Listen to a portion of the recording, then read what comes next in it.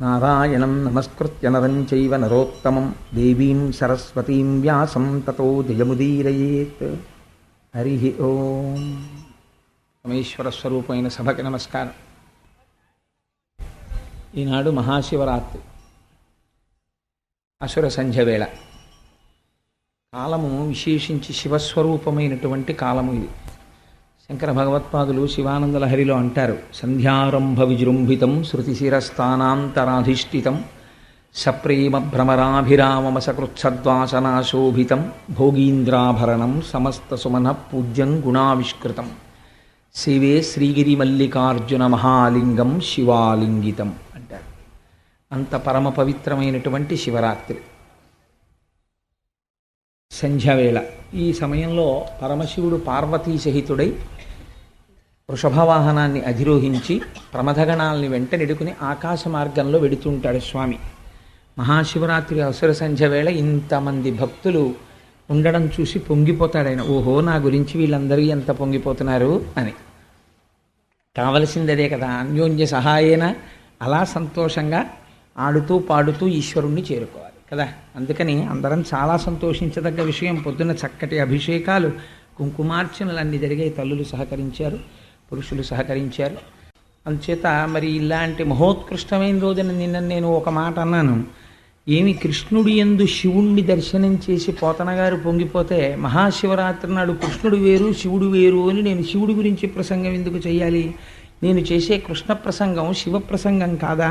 ఒకటే అయినప్పుడు నేను భాగవతం పక్కన పెట్టి మళ్ళీ పరమశివుడి గురించి మాట్లాడడం ఏంటంటే, నా లోపల ఎక్కడో నేను రెండు చూసినట్టు అవుతుంది కదా. అందుకని నేను చెప్పుకున్న కృష్ణ కథ శివ కథే అని నేను రేపు చెప్పుకుంటాను అని మీకు చెప్పాను. మీరు కూడా పరమ ఆనందంతో దాన్ని అంగీకరించారు. అవును, భాగవతమే చెప్పు అన్నారు. మేము ఇప్పుడన్నామండి అని అనుకోకండి, మౌనం అంగీకారం కదా. అందుచేత కాబట్టి భాగవతాన్ని నేను ప్రస్తావన చేసే ప్రయత్నం చేస్తూ 12 గంటలకి శివలింగాన్ని ఇవాళ చూసి తీరాలి. అది లింగోద్భవ కాలము. దాని గురించి వాళ్ళు మనవి చేసి భాగవతం ప్రారంభం చేస్తాను. అర్ధరాత్రి 12 గంటలకి లింగోద్భవం ఏమిటండి? ఏ 6ంటికి అవ్వకూడదా, 7ంటికి అవ్వకూడదా? చక్కగా మనందరం పూజ చేసుకున్నాం, ఏ తెల్లవార కట్ట అవ్వకూడదా? అదేమి సరదా ఆయనకి అర్ధరాత్రి 12 గంటలకి లింగోద్భవం ఏమిటి? అర్ధరాత్రి 12 గంటలకి లింగోద్భవం కావలసినటువంటి అవసరం ఏమి అంటే, ఈ ఒక్క విషయం మీరు దృష్టిలోకి తీసుకోగలిగితే శివరాత్రి గురించి మీకు ఒక గొప్ప అవగాహన ఏర్పడుతుంది. నేను మొన్నటి ఒక రోజున ప్రస్తావన చేశాను. శ్రావణ మాసంలో అష్టమి తిథి నాడు కృష్ణ భగవానుడు ఆవిర్భవించాడు. అక్కడ నుంచి కరెక్ట్గా 180 రోజులు అంటే 6 నెలలు దాటగానే మళ్ళీ మహాశివరాత్రి వస్తుంది. ఆయన అర్ధరాత్రే పుట్టాడు, ఈయన అర్ధరాత్రే పుట్టాడు. అర్ధరాత్రి కృష్ణుడు ఒక్కడే పుట్టలేదు, మీరు బాగా జ్ఞాపకం పెట్టుకోవాలి. ఇద్దరు పుట్టారు. ఎవరు పుట్టారు?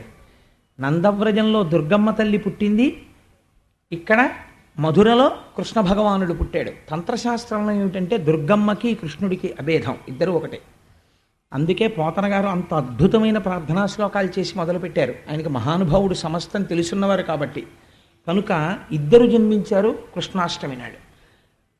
మహాశివరాత్రి నాడు అర్ధరాత్రి 12 గంటలకి లింగం ఆవిర్భవించింది. లింగం అంటే మనం ఏమనుకుంటామంటే, ఇప్పుడు మనం ఆ లోపల చూసినటువంటి ఒక స్వరూపం ఉంది కదా, అది శివలింగము. నేను దాన్ని తప్పని కానీ, లేకపోతే అది దోషం అండి అలా అనకూడదని కానీ నేను అంటలేదు. కానీ శాస్త్రం అంది, ఆ లింగము అన్న మాటని నువ్వు ఎలా భావన చెయ్యాలో తెలుసా? ఎదురుగుండా శివలింగాన్ని చూసి అభిషేకం ప్రారంభమయ్యే ముందు కళ్ళు మూసుకొని ఒక్కసారి ఏమి చూడాలి నువ్వు అంటే, అలా చూసి ఎవరు అభిషేకం చేస్తారో వాళ్ళ కోరికలు తీరుతాయని చెప్పింది. ఆపాతాళ నభస్థలంత భువన బ్రహ్మాండమా విస్ఫురత్ జ్యోతిస్ఫాటికలింగ మౌళి విలసత్పూర్ణేందు వాంతామృతై.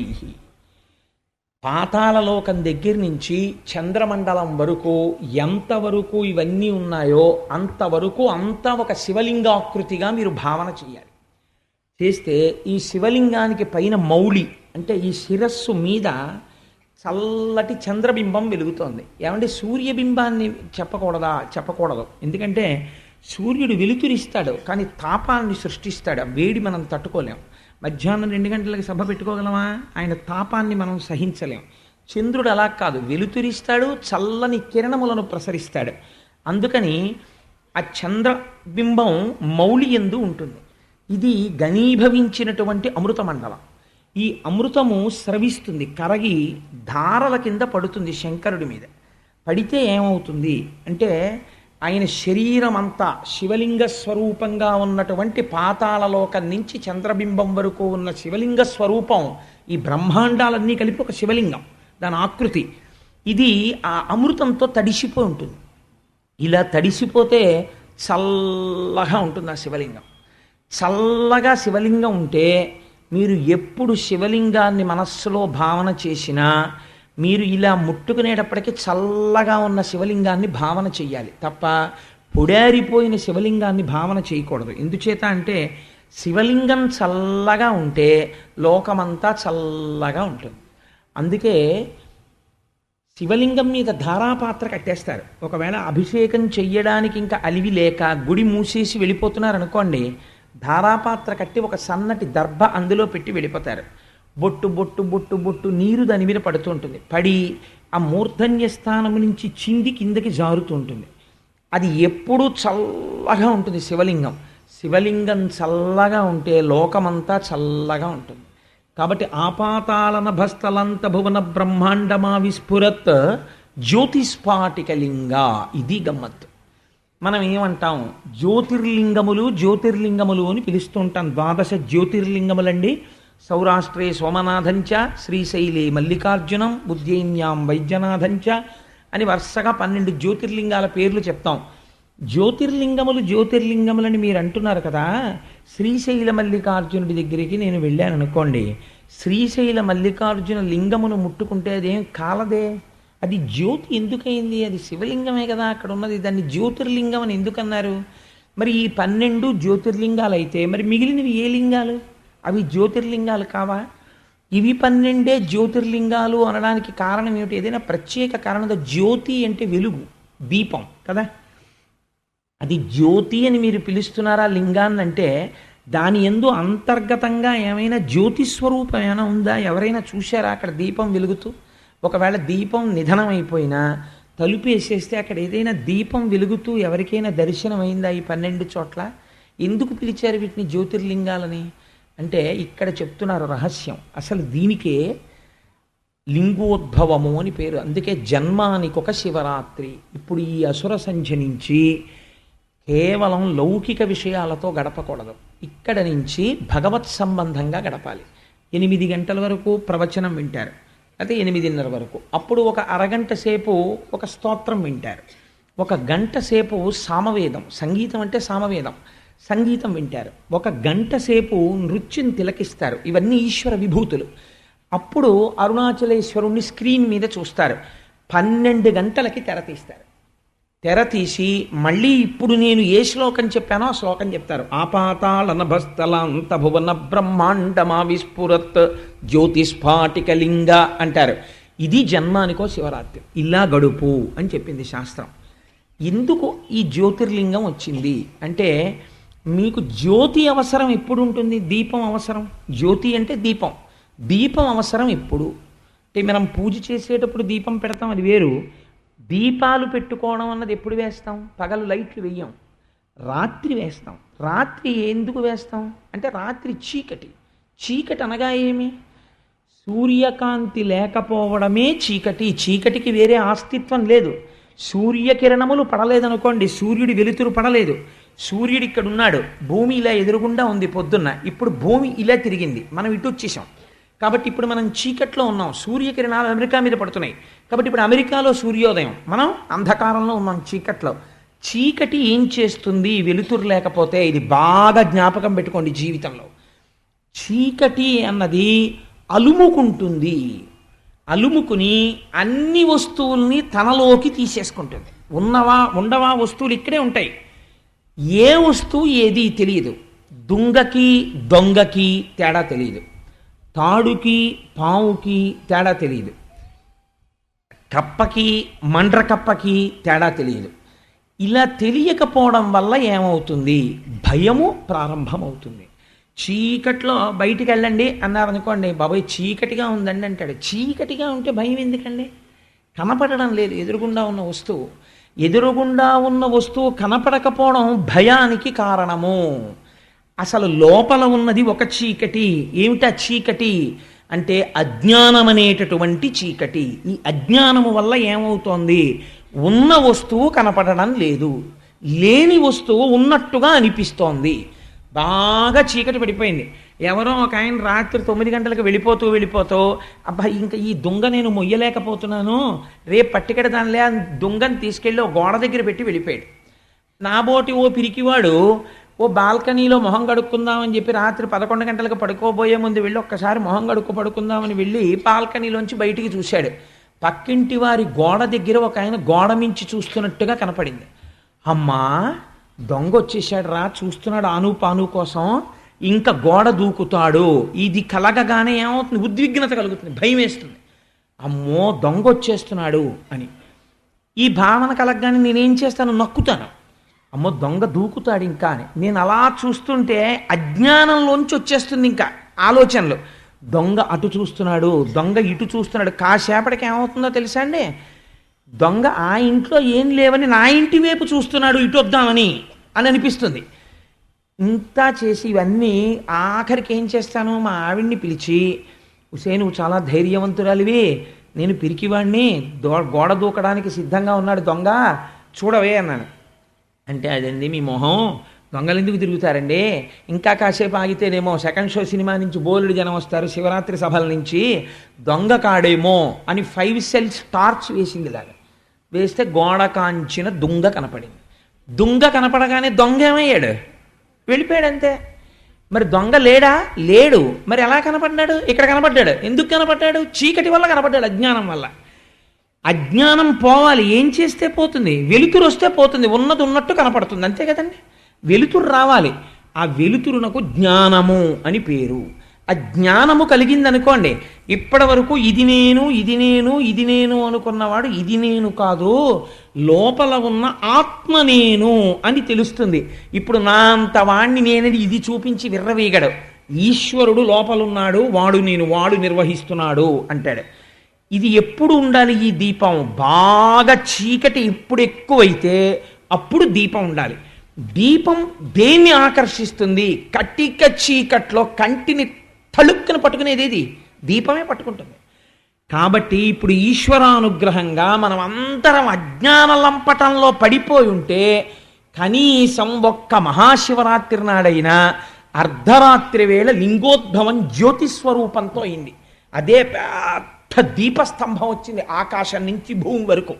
సరే, దాన్ని తుది మొదలు కనిపెట్టలేకపోయారు, అదంతా వేరొక కథ.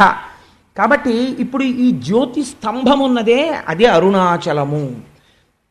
ఈ జ్యోతి స్తంభాన్ని ఒక లింగముగా మనం చూస్తాం.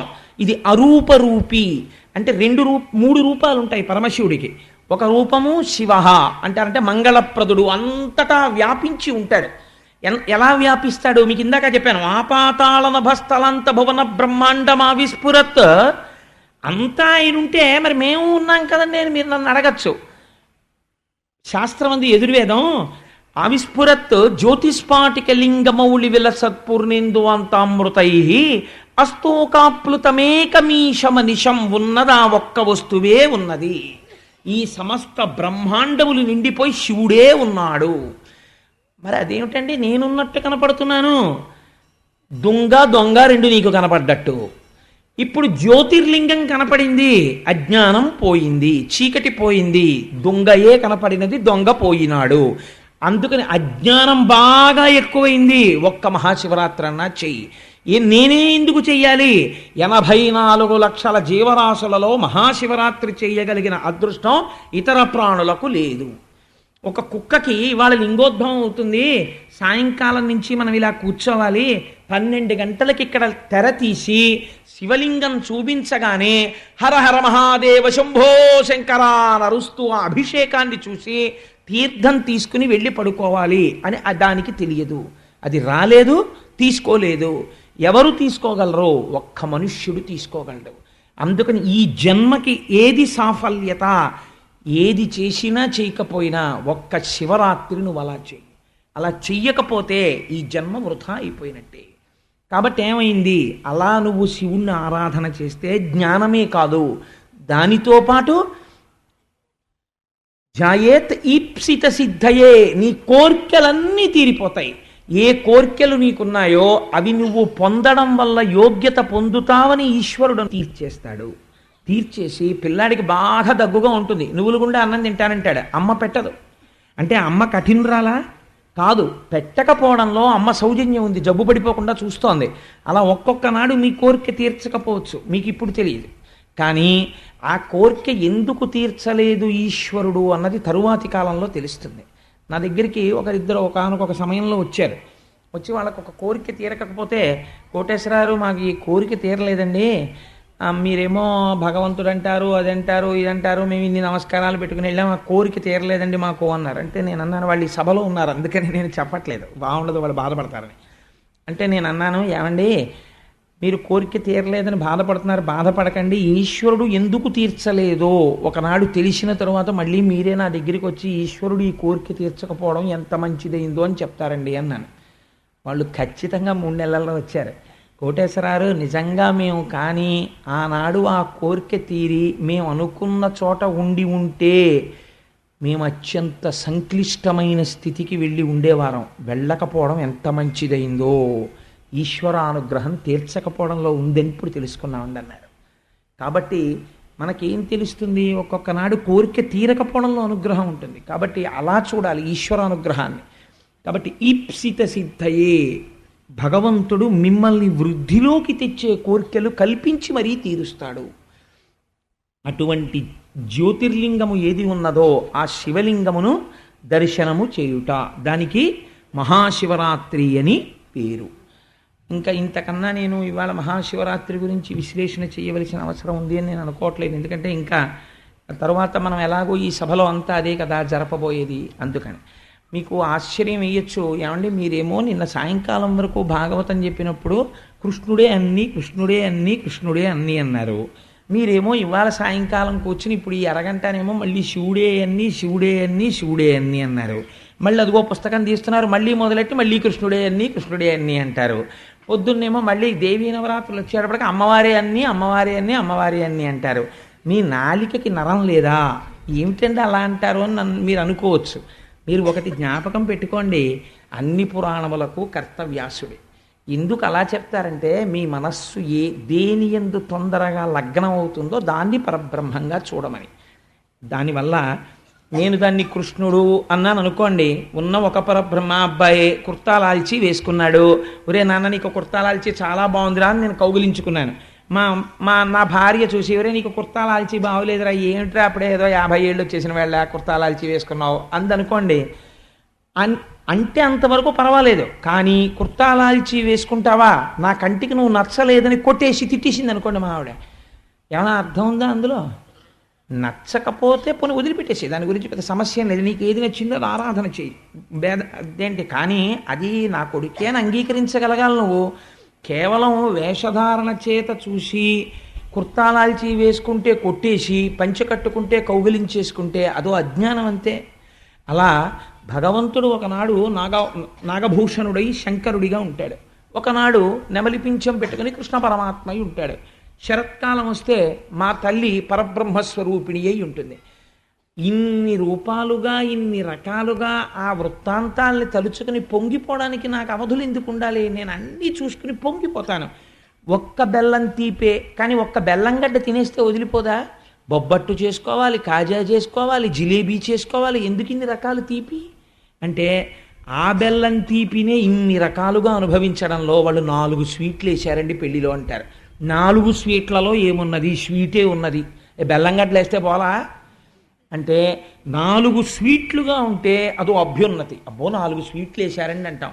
ఒక పరమాత్మని నువ్వు ఎన్ని రూపాల్లో ఆదరించి ఇదంతా నా స్వామి అనగలిగితే నువ్వన్ని మెట్లు ఎక్కిన వాడివి తప్ప అందులో సంకుచితత్వం చూస్తే నువ్వంత కిందకి వెళ్ళిపోయిన వాడివి, నీకు అందలేదు పరమాత్మ. కాబట్టి ఇప్పుడు నేను కృష్ణ భగవానుడిగా పరబ్రహ్మాన్ని ఆవిష్కరిస్తాను. ఈ దోషం ఏముంది అందులో? ఏమీ లేదు, పరమ సంతోషం. శంకరుడు చాలా ప్రీతి చెందాలంటే అసలు ఇప్పుడు భాగవతం వినాలి. వీళ్ళు చూసావా ఎంత అభేద దృష్టితో ఉన్నారో, ఇది నేను కోరుకున్నది పిల్లల దగ్గర, ఇది జ్యోతిర్లింగం అంటే, ఇది జ్ఞానం అంటే అని ఆయన పొంగిపోతాడు ఇప్పుడు. కాబట్టి ఇప్పుడు మనం భాగవతంలోకి ప్రవేశం చేద్దాం.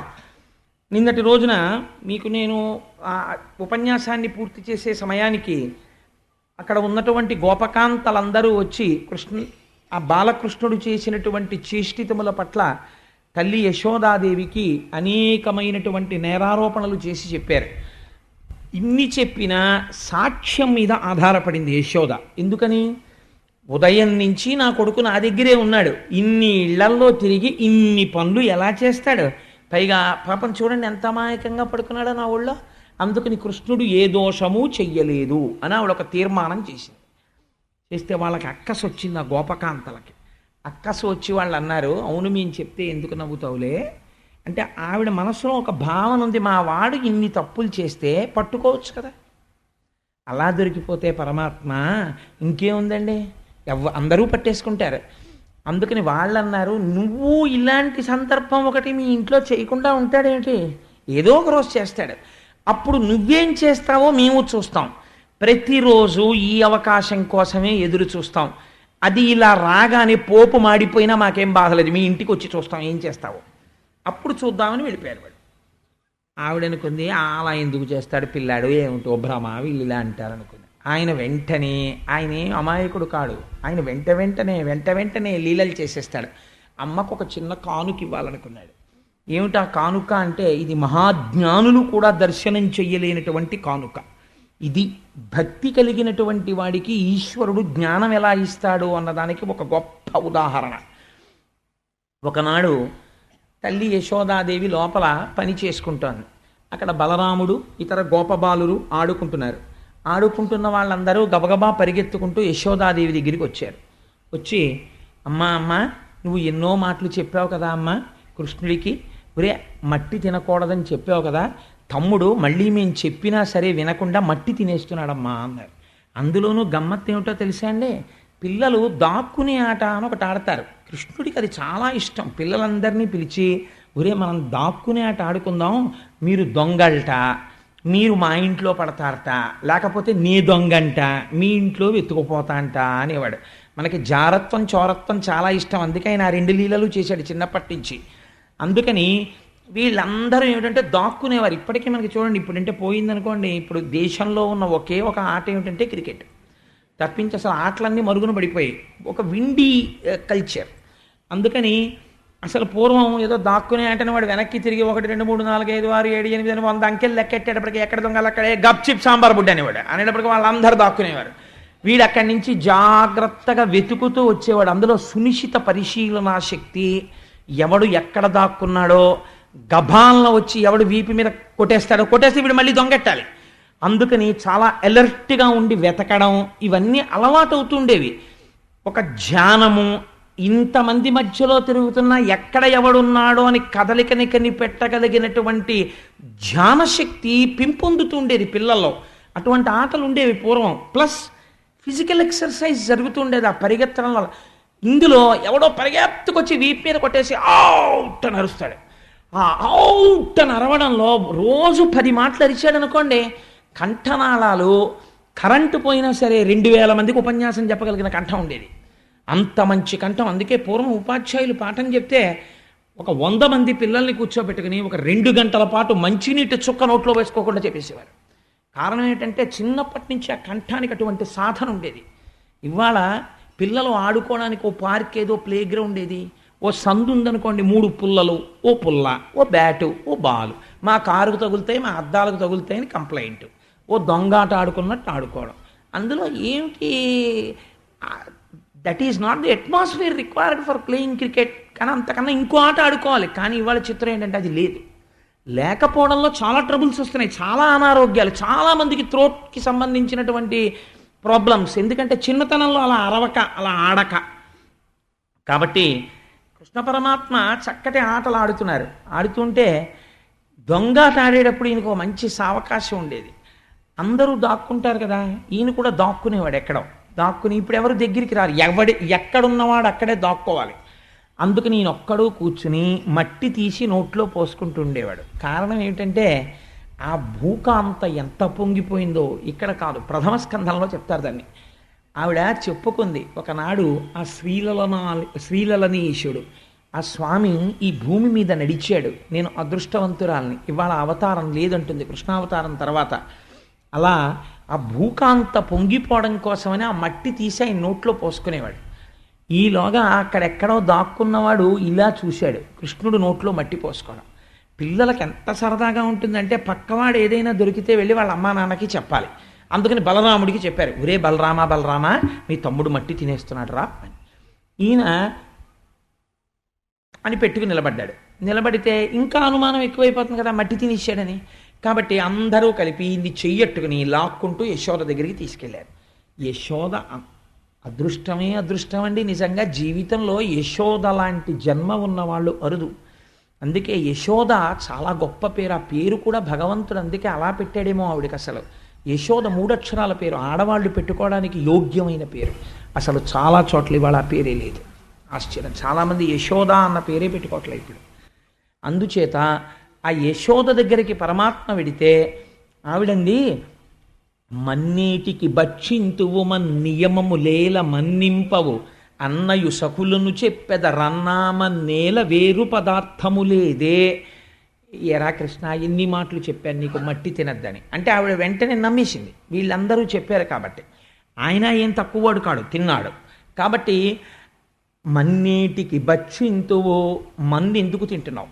నేను ఇంతకుముందు నీకు ఎన్నో మాటలు చెప్పాను. ఈ లీలకున్న గొప్పతనం ఏమిటో తెలుసా అండి? యశోద యొక్క అదృష్టాన్ని ఆవిష్కరిస్తోంది ఈ లీల. ఇది మీరు బాగా గుర్తుపెట్టుకోవాలి. తల్లి పిల్లల్ని ఇలా అడిగేటప్పుడు ఇలా చేతులు కట్టుకుని మన్నేటికి భక్షింతువో అని అడగదు కదా.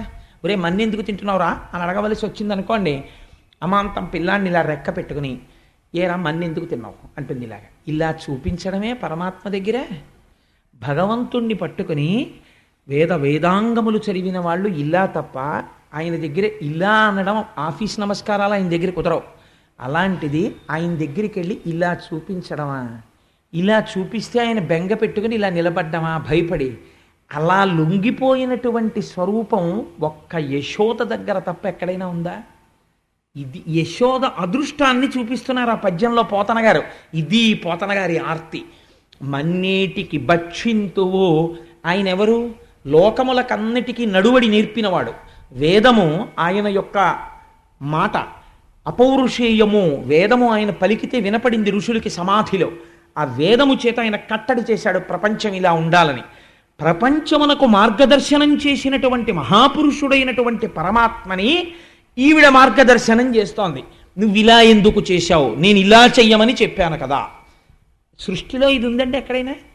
ఈశ్వరుడి దగ్గరికి వెళ్ళి ఈశ్వర నేను చెప్పినందుకు నువ్వెందుకు నడవలేదు అని అడగగలగడం. పోనా అలా అడగడానికి ఈవిడేమైనా తపస్సు చేసి ఈశ్వరుణ్ణి ప్రత్యక్షం చేసుకుందా అంటే కేవలం ఒక అజ్ఞురాలు గోపిక. ఈవిడ ఇలా చూపించి అడుగుతోందమ్మ. మన్నేటికి భక్షింతువు నియమము లేల మన్నింపవు. నేను చెప్పింది నువ్వెందుకు వింటలేదు? నేను చెప్పాను మట్టి తినద్దని, నువ్వు తిన్నావు. ఇదిగో వీళ్ళందరూ చెప్తున్నారు. నియమము లేల మన్నింపవు అన్నయు సకులును చెప్పెదరు. అన్న చెప్తున్నాడు, నీ స్నేహితులు చెప్తున్నారు. అన్నయు సకులును చెప్పెదరన్నామన్నేల వేరు పదార్థము లేదే. ఏరా తిన్నావు, మట్టే తినాలా? నీకు ఎన్ని మాటలు చెప్పాను మట్టి తినద్దని. వెంటనే ప్రత్యామ్నాయం చెప్తుంటాం మనం. నీకు ఎన్నో మాటలు చెప్పాను చాక్లెట్లు కొనుక్కోవద్దు, పళ్ళు పాడైపోతామని. ఆ చాక్లెట్లే తింటాం ఎందుకు? ఏం యాపిల్ పండు తినకూడదా, బిస్కెట్లు తినకూడదా అని తండ్రి మొత్తుకుంటాడు పిల్ల దగ్గర. కానీ అది మాత్రం చాక్లెట్లే కొనుక్కుంటుంది కదా. అలా ఒక మాట ఇలా చూపించి అడుగుతున్నారు. మన్నేటికి భక్షింతు నియమము లేల మన్నింపవు అన్నయు సకులును చెప్పెదరన్నామన్నేల వేరు పదార్థము లేదే. ఏం మట్టి తినడం ఎందుకు? వేరే పదార్థం లేదా? తినకూడదా? ఇది ఈనాటి మాట కాదు, కృష్ణుడి దగ్గర నుంచే ఉందన్నమాట ఈ మాట. అంటే ఏం మట్టి తింటాం ఎందుకురా? ఇంట్లో చక్క మెత్తటి వెన్నుంది, నెయ్యి ఉంది, పెరుగుంది, అవన్నీ తినకూడదు, ఈ మట్టి తింటామేంటి అని అడిగింది. అంటే ఆయన చూడండి, పోతన గారి గొప్పతనం ఎక్కడో తెలుసా అండి? పిల్లలు చెయ్యని పనికి ఇలా నిలదీశారనుకోండి, 10 మంది తీసుకొచ్చి వాళ్ళకి కోపం వచ్చేస్తుంది. కోపం వచ్చేసి నేను అమ్మతో మాట్లాడుతున్నాను, నేను నాన్నగారితో మాట్లాడుతున్నాను అని వాళ్ళు అనుకోరు. ఏంటంటే నాన్నగారండి ఎవరో నేను చాక్లెట్ తిన్నానని చెప్తే మీరు నమ్మేసేయడమేనా? నేను ఏదో చాక్లెట్లు సంబంధించినటువంటి కాగితం ముక్కలు చేత్తో పట్టుకున్నాను. తిన్నదేమో రామకృష్ణారావు అమ్మాయి తింది, నాకేమో చేతిలో ఆ కాగితాలు పెట్టింది. కాగితాలు నా చేతిలో పెట్టినందుకు మీరేమో నేను తిన్నానంటారా? నేను తిన్నా కావాలంటే నా నోరు చూసుకోండి అంటారు. అయ్యో మనం అలా నిలదీయచ్చా నాన్నగారిని అని ఉండదు. ఎందుకని? అది పిల్లలకుండే స్వాతంత్రం అలా ఉండాలి. కృష్ణుడు అప్పుడు ఏమని ఉంటాడో, పోతన గారు ఎలా దర్శనం చేశారో చూడండి మహానుభావుడు. అమ్మా మన్ను తినంగనే శిశువునో యాకొంటినో వెర్రినో నమ్మంచూడకు వీరి మాటలు మదిన్న నీవు కొట్టంగా దారిం మార్గమ్ము ఘటించి చెప్పెదరు కాదేనిన్ మదీయస్య గంధం అఘ్రాణము చేసి నా వచనము తప్పైన దండింపవే అన్నాడంతే. ఒకటే పద్యం. పోతన గారికి అలా పడిందంతే. మహానుభావుడికి ఘంటం అలా కదిలింది ఆయనకి. అమ్మా మన్ను తినంగనే శిశువునో. అమ్మ నేను మన్ను తినడం ఏంటమ్మా? నేను శిశువునా? నేనేం చంటిపిల్లాడినా అమ్మా? ఏదో పెద్దవాడైపోయినట్టు పిల్లలు అడుగుతుంటారు. ఒరే నాన్న నువ్వు చక్కగా బొట్టు పెట్టుకుని చక్కగా రా ఉపన్యాసానికి అంటే ఏంటి నాన్నగారండి చిన్నపిల్లలకి చెప్పినట్టు చెప్తారు అంటారు. వాళ్ళు చిన్నపిల్లలే. అలా అమ్మ మన్ను తిన్నంగానే శిశువునో యాకొంటినో విర్రినో ఎంత పెద్దవాడైపోయాడో చూడండి అమ్మ దగ్గర. ఏమిటమ్మా నేనేం చేతకాని వాడినా? శిశువునా? నేనేం వెర్రాడినా? ఏంటమ్మా మట్టి తిన్నావు అని వీళ్ళ మాటలు నన్ను అలా అనేస్తున్నావు, నువ్వు ఇలా అంటావు అస్తమానం నన్ను అని. నమ్మంజూడకు వీరి మాటలు మదిన్ నన్నీవు కొట్టంగా దారిం మార్గమ్ము ఘటించి చెప్పెదరు.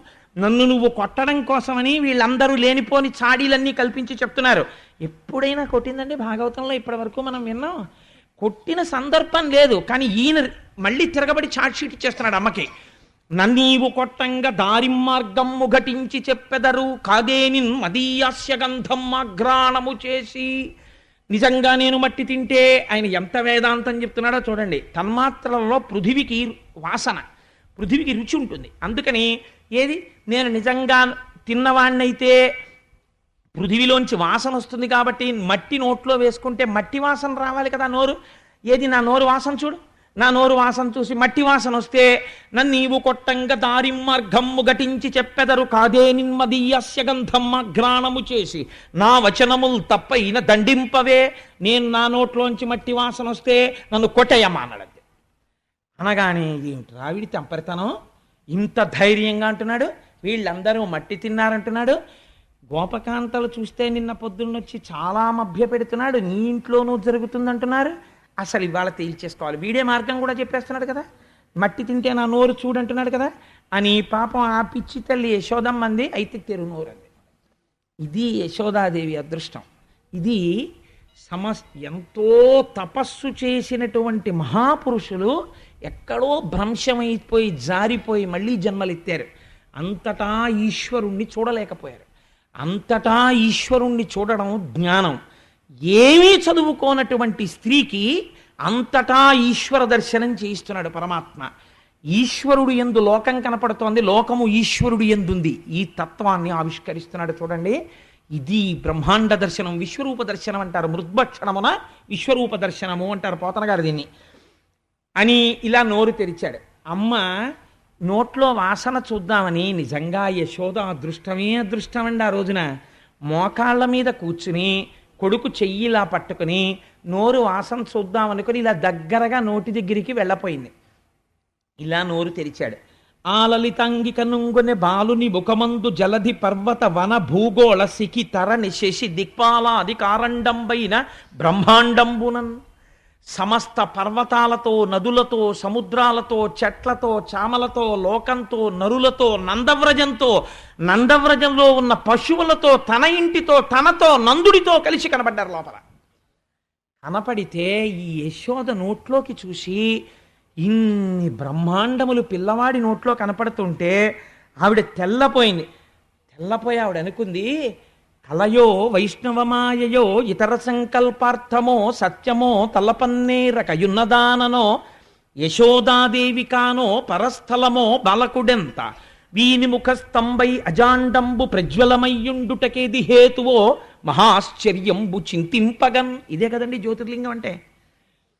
నోరు తెరిస్తే ఆ నోట్లో ఉన్నవన్నీ చూసి యశోదంది, ఏం ఆశ్చర్యం. కలయో వైష్ణవమాయయో ఇతర సంకల్పార్థమో సత్యమో. ఇది కళ, వైష్ణవమాయ, ఏదైనా సంకల్పమా?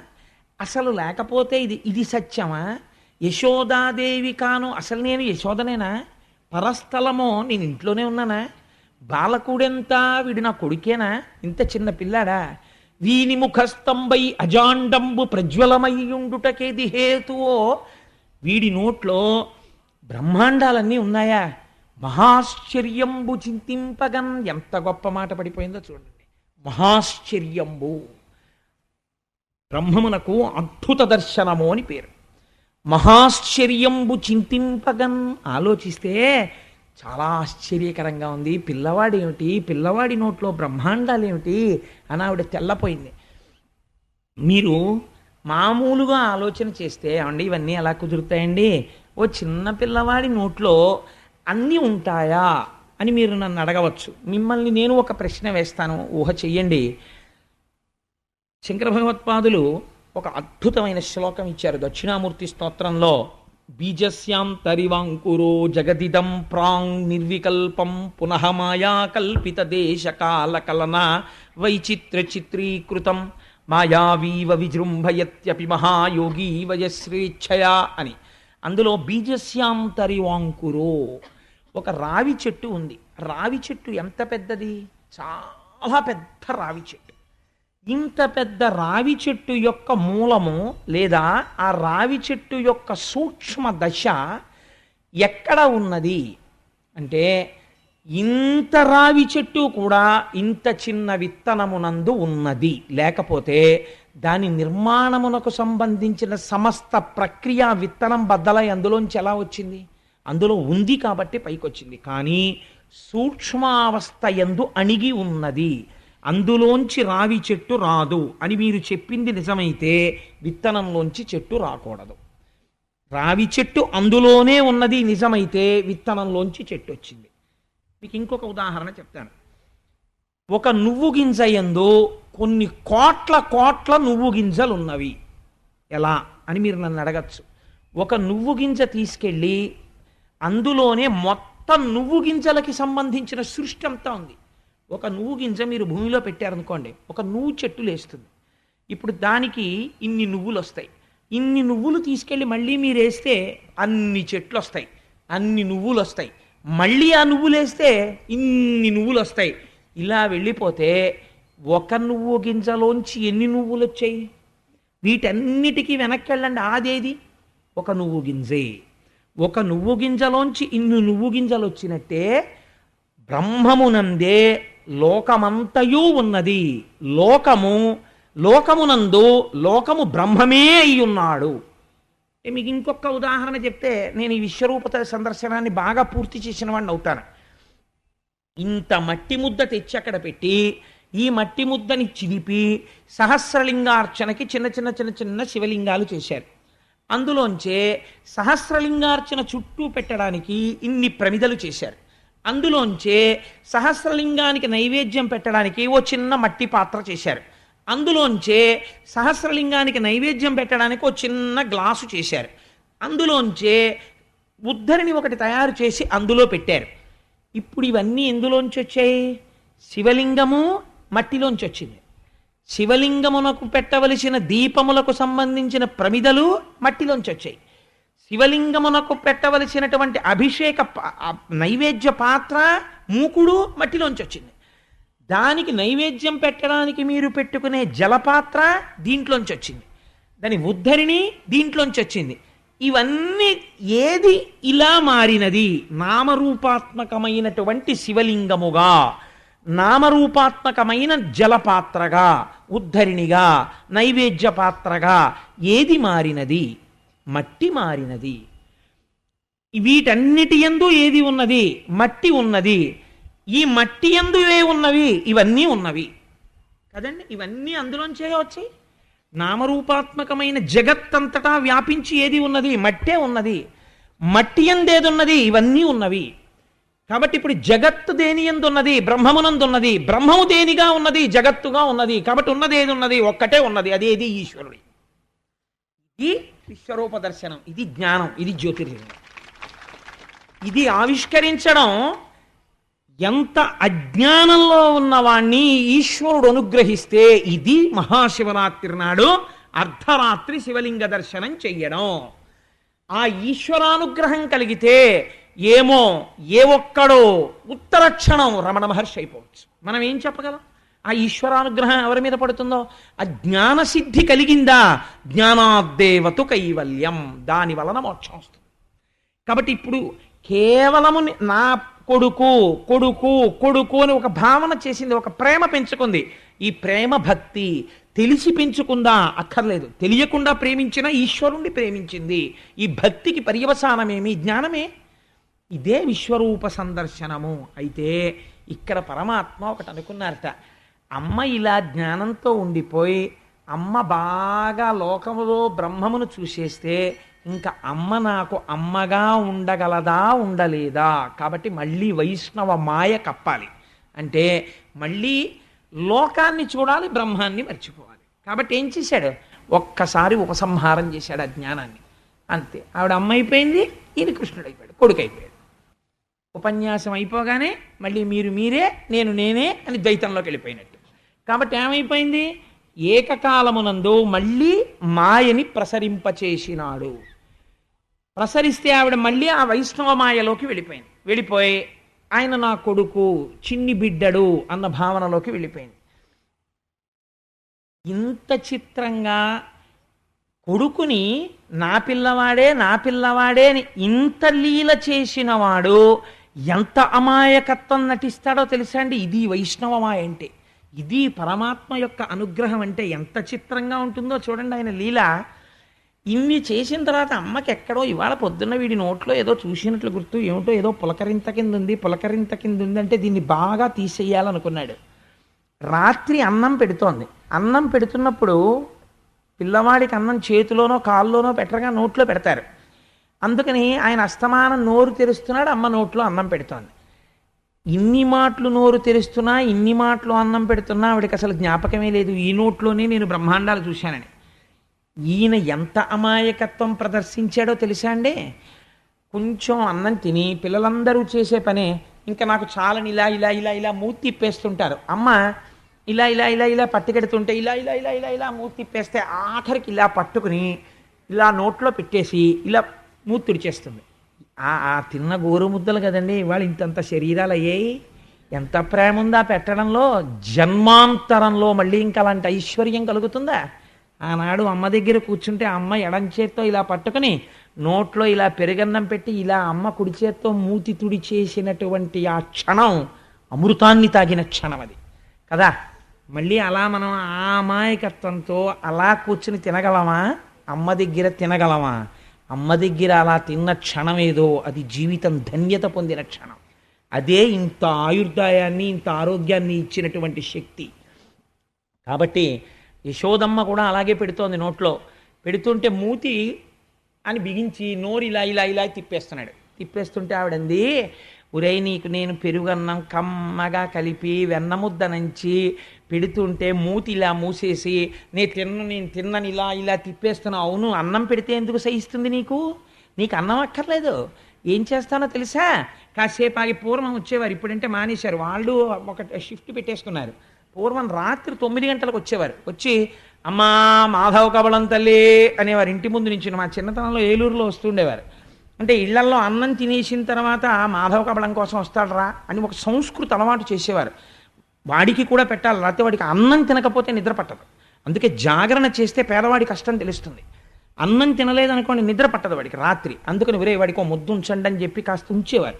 ఒక్క ముద్ద తక్కువైతే మజ్జిగ తాగు పడుకోండి, కడుపు చల్లగా నిద్ర పడుతుంది. కానీ ఇంకొకటికి పెట్టి పడుకోవాలని ఉంచేవారు ఆ గిన్నెలో ఉంచి. ఎవరే మాధవ కబళం వాడు ఇంకా రాలేదురా అని ఎదురు చూసేవారండి వాడి కోసం. వాడికి అమ్మ మాధవ కబళం అమ్మాయ వచ్చేసాడరా పెట్టేసి పడుకుందానికి గబగబా వెళ్ళి వేసి వచ్చి పడుకుని నిద్రపోయేవారు. అలా మాధవ కబళం దాని పేరు. ఎంత విచిత్రమైన పేరో చూడండి. అది మాధవుడికి ఇస్తున్న కబళం. మాం అంటే లక్ష్మీదేవి, ధవుడు అంటే భర్త. ఇది ఈ ఆర్తి చూసి ఈశ్వరుడు ఐశ్వర్యం ఇస్తున్నాడు నీకన్నారు. అందుకే నాకు కబళం ఒక ముద్ద తీసుకెళ్ళి ఆయనకి వేసేవారు. 4 ఇళ్లలో 4 ముద్దలు తిని ఆయన చెట్టు కింద పడుకునేవాడు. కాబట్టి ఆవిడంది యశోదాదేవి కాసేపు ఆగి అమ్మా మాధవ కబళం తల్లి అన్నోడు వస్తాడు. అప్పుడు నిన్నేం చేస్తానో తెలుసా? నీకు అన్నం అక్కర్లేదు కదా, నేను పెట్టింది అక్కర్లేదు కదమ్మా, ఇంట్లో పిల్లాడు ఉన్నాడమ్మా, వాడికి అన్నం అక్కర్లేదు, వాడిని పట్టుకెళ్ళిపోండి మీతోటి వాడికి ఎప్పుడు ఆ ఆటలు, ఆ ఇల్లు తిరగా, ఈ ఇల్లు తిరగా, ఇలాంటి పనులే చేస్తుంటాడు. అంటే అమ్మ మీద కోపం అనమాట, ఇలా పెట్టేసి మూతి అని చూస్తున్నాడు. నన్ను ఇచ్చేస్తావా అన్నట్టుగాను.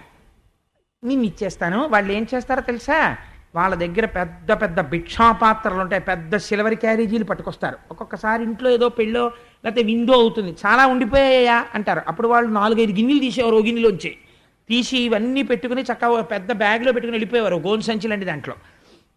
వాళ్ళ దగ్గర అలాంటిదో సంచి ఉంటుంది, నిన్ను తీసుకెళ్ళి ఆ సంచిలో పడేస్తారు. వాళ్ళు ఏం చేస్తారు తెలుసా, మూట కట్టేసి భుజాన వేసుకుని ఊరు బయటికి వెళ్ళిపోతారు. వెళ్ళిపోయి వాళ్ళందరూ బైరాగులు చెట్టు కింద పడుకుంటారు రాత్రి, ఈ మాధవ కబలం తినేసి. అక్కడికి తీసుకెళ్ళి వాళ్ళు అన్నిళ్లలోంచి పట్టుకొచ్చింది నీకు పెడతారు. పాపం ఆయన అంతే కదండి, అన్నిళ్లలో నైవేద్యాలు తింటాడుగా, అందుకని తెలియకుండా స్తోత్రం చేసేస్తోంది ఆవిడ. తీసుకెళ్ళి నీకు అప్పుడు పెడతారు. అప్పుడు నీకు ఎంత రుచిగా ఉంటుందో, అమ్మ పెడితే ఎందుకు ఎక్కుతుంది నీకు, అప్పుడు వాళ్ళ దగ్గర తిను. అప్పుడు వాళ్ళు తినకపోతే ఏం తినవు అని ఇలా బొగ్గట్టుకుంటారు. అప్పుడు ఇలా నోరు తెరిచి తిందువు కానీ అని అనేటప్పటికి ఇలా కోపంగా చూస్తున్నాడు, అమ్మ వంక నన్ను అన్నేసి మాటలంటావా అని. ఇంతలోకే నిజంగా అమ్మా మాధవ కమలం తల్లి అన్నాడు ఎవరో. అయ్యో వచ్చిన వాడిని ఉట్టినే పంపించకూడదని ఈవిడ కాస్త అన్నం తీసుకుని పట్టుకెళ్ళి వేద్దామని ఓ గిన్నెలో పెట్టుకుంటోంది. గభాలను లేచాడు, వెనక నుంచి అమ్మ 2 కాళ్ళు గట్టిగా పట్టేసుకుని ఆ చీరలోకి తల పెట్టేశాడు. వదలడు అడుగులేద్దామంటే, ఉరే వదలరా అంటే, బిచ్చులు ఒత్తురు ఏడ్చిన భిక్షాపాత్రమున వేయిచి బెగడించి నిను శిక్షింతురని చెప్పిన బిచ్చులకని తల్లి కనియు భీతిల్లు నృపా. అమ్మ వంక మాధవ కబలం తల్లి అన్నవాడి వంక చూసి ఇలా భయపడిపోయి అమ్మ నన్ను వేసేస్తావా, అమ్మ నన్ను వేసేస్తావా అన్నట్టు ఇలా చూస్తుంటే, ఓరి పిచ్చి కన్నా నిన్ను వేసేస్తానా, లేక లేక పుట్టినవాడివి ఎందుకు వేస్తాను, అన్నం తింటాననేవాడు. కూర్చో, వాడికి మాధవ కబలం వేసి వచ్చేస్తానంటే, అమ్మ నన్ను వేసేకే, అమ్మ నన్ను ఇచ్చేకే, అమ్మ నన్ను ఇచ్చేకే, నిన్ను ఇవ్వనురా, నువ్వు కూర్చో, నిన్ను ఎందుకు ఇచ్చేస్తాను రా, నువ్వు నా కన్నవాడివి, నిన్ను ఇస్తానా నాన్న అని ముద్దు పెట్టుకుని అక్కడ కూర్చోపెట్టి వేసి వస్తే, అప్పుడు దొంగ నవ్వు నవ్వితే ఆ నవ్వు చూసుకుని యశోద మురిసిపోయేది. ఈ ముందు లీలకి ఈ లీలకి ఏమైనా ఎంత అమాయకత్వం నటించాడండి, ఎంత జ్ఞానంతో ఎంత విశ్వరూప దర్శనం చేయించాడు. ఇది కృష్ణ పరమాత్మ అంటే. ఈశ్వరుడు ఏదైనా చేయగలడు. నమో నిధిష్టాయ ప్రియదవదభిష్టాయ చ నమో, నమక్షోదిష్టాయ స్మరహర మహిష్టాయ చ నమో, నమో వర్షిష్టాయ త్రినయన అవిష్టాయ చ నమో, నమః సర్వస్మై తే తదిగమితి శర్వాయ నమః అంటారు. మహిమ్నా స్తోత్రంలో పుష్పదంతుడు పరమశివుణ్ణి ఉద్దేశించి, దూరంగా ఉంటాడు, దగ్గరగా ఉంటాడు, అమాయకుల్లో ఉంటాడు, మహాజ్ఞాని అయి ఉంటాడు, యవ్వనంలో ఉంటాడు, వృద్ధాప్యంలో ఉంటాడు, ఒక రూపంతో ఉంటాడా ఈశ్వరుడు. ఎంత మాయ చేశాడో చూడండి. అందుకని ఈ స్తోత్రం అయిపోయిన తర్వాత, ఈ లీల అయిపోయిన తర్వాత, అసలు ఇది వింటున్నటువంటి పరీక్షిత్తుకి కడుపు మండిపోయింది. ఎందుకు మండిపోయిందంటే ఆయన అన్నాడు, ఏమయ్యా ఎప్పుడైనా ఓ నోము నోచిన వాళ్ళు ఉంటారు, ఓ వ్రతం చేసిన వాళ్ళు ఉంటారు, అభిషేకం చేసుకున్న వాళ్ళు ఉంటారు. ఏమిటే సుఖమహర్షి నువ్వు చెప్తున్నది, భగవంతుణ్ణి పట్టుకుని ఇలా అంటూ ఉండడమా, విశ్వరూప సందర్శనం చూడడమా, భయపడిపోయినట్టు గట్టిగా కౌగిలించుకోవడమా, ఉండ్రానికి కూర్చోపెట్టడమా, అన్నం పెట్టడమా, పక్కన పడుకోపెట్టుకోవడమా, పాలు ఇవ్వడమా, తండ్రి గారు నందుడు గబగబా ఇంట్లోకి వస్తుంటే వేసుకున్న కిర్రు చెప్పులు కిర్రు కిర్రుమంటుంటే ఎంతో భయపడిపోయిన వాళ్ళ ఇలా నక్కి నక్కి నించోడమా, నించుని బలరాముడు కృష్ణుడు వెళ్ళి గబగబా ఆయన చేతిలో ఉన్నటువంటి ఆ పశువుల్ని తోలే కర్రని, ఆయన ఉత్తరీయాన్ని అందుకోవడమా, నాన్నగారండి కాళ్ళు కడుక్కోండి అని చిన్ని కృష్ణుడు చెంబుతో నీళ్లు తెచ్చి ఆయన కాళ్ళ మీద పోసి చిన్న బుజ్జి బుజ్జి చేతులతో కడగడమా. ఏమిటయా ఈ అదృష్టం, ప్రపంచంలో ఇలాంటి వాళ్ళు ఎవరైనా ఉన్నారయా భార్యాభర్తలు? జగదీశ్వరునకు చన్నిచ్చు తల్లిగా ఏమి నోము నోచెయ్యి యశోద, పుత్రుడంచు అతని పోషించు తండ్రిగా నందుడేమి చేసే నందితాత్మ. ముందు నాకు అసలు ఇది చెప్పన్నాడు. ఎంత బాధ వచ్చిందో చూడండి. అసలు ఏం అదృష్టం రా ఆ నందుడిది యశోదది. అసలు వీళ్ళిద్దరూ ఏం పూజ చేస్తే కృష్ణుడు ఇలా కొడుకై పుట్టాడో నాకు ఇది చెప్పు అన్నాడు. నేను అనుకుంటున్నాను మీకు అందరికీ కోరిక వచ్చేసి ఉండాలి. అసలు అయితే ఓ కోరిక ఉండాలి, కృష్ణుడు పెరిగిపోకుండా ఇలాగే ఉంటే బాగుండు లీలలన్నీ అని కూడా. నాకైతే ఏమనిపిస్తుందో తెలుసా అండి, ఒక్కొక్క లీల దాటిపోతుంటే అమ్మో ఇంకా పెద్దవాడైపోతున్నాడు, ఇంకా గంభీరమైన స్థాయికి వెళ్ళిపోతాడు. భగవద్గీత చెప్పిన కృష్ణుడి కన్నా వెన్న దొంగతనం చేసిన కృష్ణుడే బాగుంటాడు, ఇలాగే బాగుంటాడేమో అనిపిస్తుంది నాకు. అలా ఎంత చిత్రమో చూడండి. పరీక్షిత్తు కూడా ఇదే ప్రశ్న వేశాడు. వేస్తే ఆయన అన్నారు, సుఖబ్రహ్మ ఒక నవ్వు నవ్వి, ఏమి తపస్సు చేశారో నేను చెప్పనా? ఏమీ చేయలేదు. ఇది విచిత్రం. కృష్ణ పరమాత్మ భూమండలం మీద ఆవిర్భవించే ముందు దేవతల్ని తమ అంశలతో ఆవిర్భవించమన్నాడు. చతుర్ముఖ బ్రహ్మగారు ప్రజాపతులలో అక్కడ ఉండేటటువంటి ఆ వసువులలో ప్రముఖుడైనటువంటి వాడు ద్రోణుడు. ఆ ద్రోణుడి భార్య ధర, వీళ్ళిద్దరినీ పిలిచి శ్రీమన్నారాయణుడు కృష్ణ పరమాత్మగా ఆవిర్భవిస్తున్నాడు, మీరిద్దరూ కూడా వెళ్ళి భూమి మీద అవతరించండి అన్నారు. అంటే ఆయన అన్నారు, మేము అవతరిస్తాం, మేము భూమి మీదకి వెడతాం, గొల్లవాడిగా గొల్లవాని భార్యగా మేము జన్మిస్తాం, కానీ మాకొక్క వరం ఇస్తే వెడతాం. ఏమిటో తెలుసా? భూమి మీద అవతరించినటువంటి కృష్ణ పరమాత్మని మా కొడుకు అన్న భావనతో కొడుకుగా లాలించి పెంచి పోషించే వరం ఇస్తే వెడతామన్నారు. మీకు కూడా ఆ వరం ఉన్నది భూమి మీద పుట్టిన వాళ్ళకి. ఏమిటో తెలుసా అండి? మీ ఇంట్లో ఒక్క కృష్ణమూర్తి ఉండి ఆయనకు తులసిమాలేసి ఆయన మూతి వంక చూసి, ఆయన ముక్కు వంక చూసి, ఆయన కళ్ళ వంక చూసి, ఆయన వేణువు వంక చూసి, ఆయన కట్టుకున్న పంచవంక చూసి అలా నించుంటాడు చూడు, హాయిగా టీవీ చూస్తాడు, వచ్చే వాళ్ళని చూస్తాడు, వెళ్ళే వాళ్ళని చూస్తాడు. పోనీ నాన్నగారు ఇంత అలిసిపోయారని వెళ్ళి ఓ తులసిమాల తను తెచ్చుకోవచ్చు కదా, ఓ 2 రూపాయలు పెట్టి తులసిమాల తేడు, ఏమీ చెయ్యడు, ఓ పురాణానికి రాడు, ఓ గుళ్ళోకి రాడు. నాన్నగారండి మీరు బయట తాళం వేసుకెళ్ళిపోండి, నేను ఇంట్లో ఆడుకుంటానని ఎప్పుడు ఆ వేణువు పెట్టుకుని ఆడుకుంటూ ఉంటాడు ఇంట్లో తిరుగుతూ. ఇలా అయితే ఎలాగరా నాన్న? కృష్ణుడి వంక చూసి మీరేదో తండ్రి అనుకుని, ఆ తర్వాత ఒక రోజున స్వామి నువ్వు జగత్ ప్రభువి అనుకుని, అమ్మో కృష్ణుడికి పొద్దున్నే పాలు ఇవ్వకపోతే బాబాయ్ చాలా అల్లరి చేసేస్తాడు, అమ్మ నాకు ఇంకా పాలు ఇవ్వలేదా అనుకుని ఇంటి ఆవిడ అనుకుని ఓ గ్లాస్తో కొద్దిగా పాలు తీసుకొచ్చి ఆయన దగ్గర పెట్టి, కృష్ణ పాలు తాగాయి, ఏడుపు మొదలెట్టకు, అమ్మ నువ్వు ఇంకా పాలు ఇవ్వలేదమ్మా అని అరవకు, కాసిన పాలు తాడు అని కాసిన పాలు అక్కడెట్టి కాస్త అన్నం తినే ముందు ఇంత పెరుగన్నం కలుపుకొని గబగబా కృష్ణయ్య వచ్చి పక్కన కూర్చున్నట్టు ఓ ముద్ద ఆయనకి పెట్టి ఓ ముద్ద తను తింటున్నట్టు భావన చేస్తే మీరు యశోద కాగలరు. అంతే కదండి. మరి అదే కదా వాళ్ళు అడిగింది, అదే కదా ఆయన ఇచ్చింది. కాబట్టి ఇదయ్యా వాళ్ళు అడిగింది. లోపల ఇక్కడ అటువంటి సంస్కార బలం ఉండగలిగితే కృష్ణుడు లొంగుతాడు అని ఆ రోజున సుఖబ్రహ్మ అద్భుతమైనటువంటి ఈ ఆఖ్యానాన్ని వివరించి ఇప్పుడు చెప్పబోయేటటువంటి లీల ఉలూకల బంధనము అంటారు దీన్ని. ఈ ఉలూకల బంధనము మహాత్ములైనటువంటి వారు కొంతమంది అయితే ధ్యానం చేస్తూ స్పృహ తప్పిపోయి 6 నెలలు అలా ఉండిపోయారు. అంత అద్భుతమైనటువంటి లీల నాకు తెలిసి నేను అనుకుంటున్నాను, నాకున్న పరిమితమైన పరిజ్ఞానంలో భాగవతం మొత్తం మీద తలమానికమైనటువంటి లీల ఇదే. గోవింద పట్టాభిషేకం కూడా దీని తర్వాతే. అంత గొప్ప లీల ఈ లీల. ఈ లీల వినడం కోసమని ప్రత్యేకం చెప్పించుకుని అయ్యా మాకొక్కసారి ఉలూకల బంధనం చెప్పరా అని అడుగుతూ ఉంటారు పెద్దలు. అలా చెప్పించుకొని పెద్దల్ని పిలిచి విని పొంగిపోతుంటారు. అంత సర్వోత్కృష్టమైన లీల ఉలూకల బంధన వృత్తాంతం. ఇవాళ మహాశివరాత్రి మన అదృష్టం. నేను ప్రత్యేకం తేలేదు, వరుసలో ఉలూకల బంధనం వచ్చింది. నాకు నిన్న రాత్రిది జ్ఞాపకం వచ్చే పక్కన పెట్టడానికి నువ్వెవరు, వీళ్ళందరికీ ఉలూకల బంధనం చెప్పించాలని ఇవాల్టికి ఆ లీల తెచ్చాను.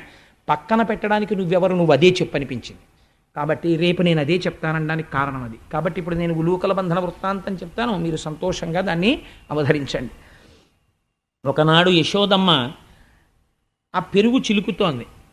భగవానుడు జన్మించిన తరువాత అక్కడ ఐశ్వర్యం ఎక్కువైపోయింది. ఐశ్వర్యం ఎక్కువైపోవడం అంటే ఎవరికి ఏది ఐశ్వర్యమో అది ఐశ్వర్యం. ఒక బ్రాహ్మణుడు ఉన్నాడు అనుకోండి, ఆయన యందు జ్ఞాన విభూతి విశేషంగా పెరగడం ఆయనకు ఐశ్వర్యం.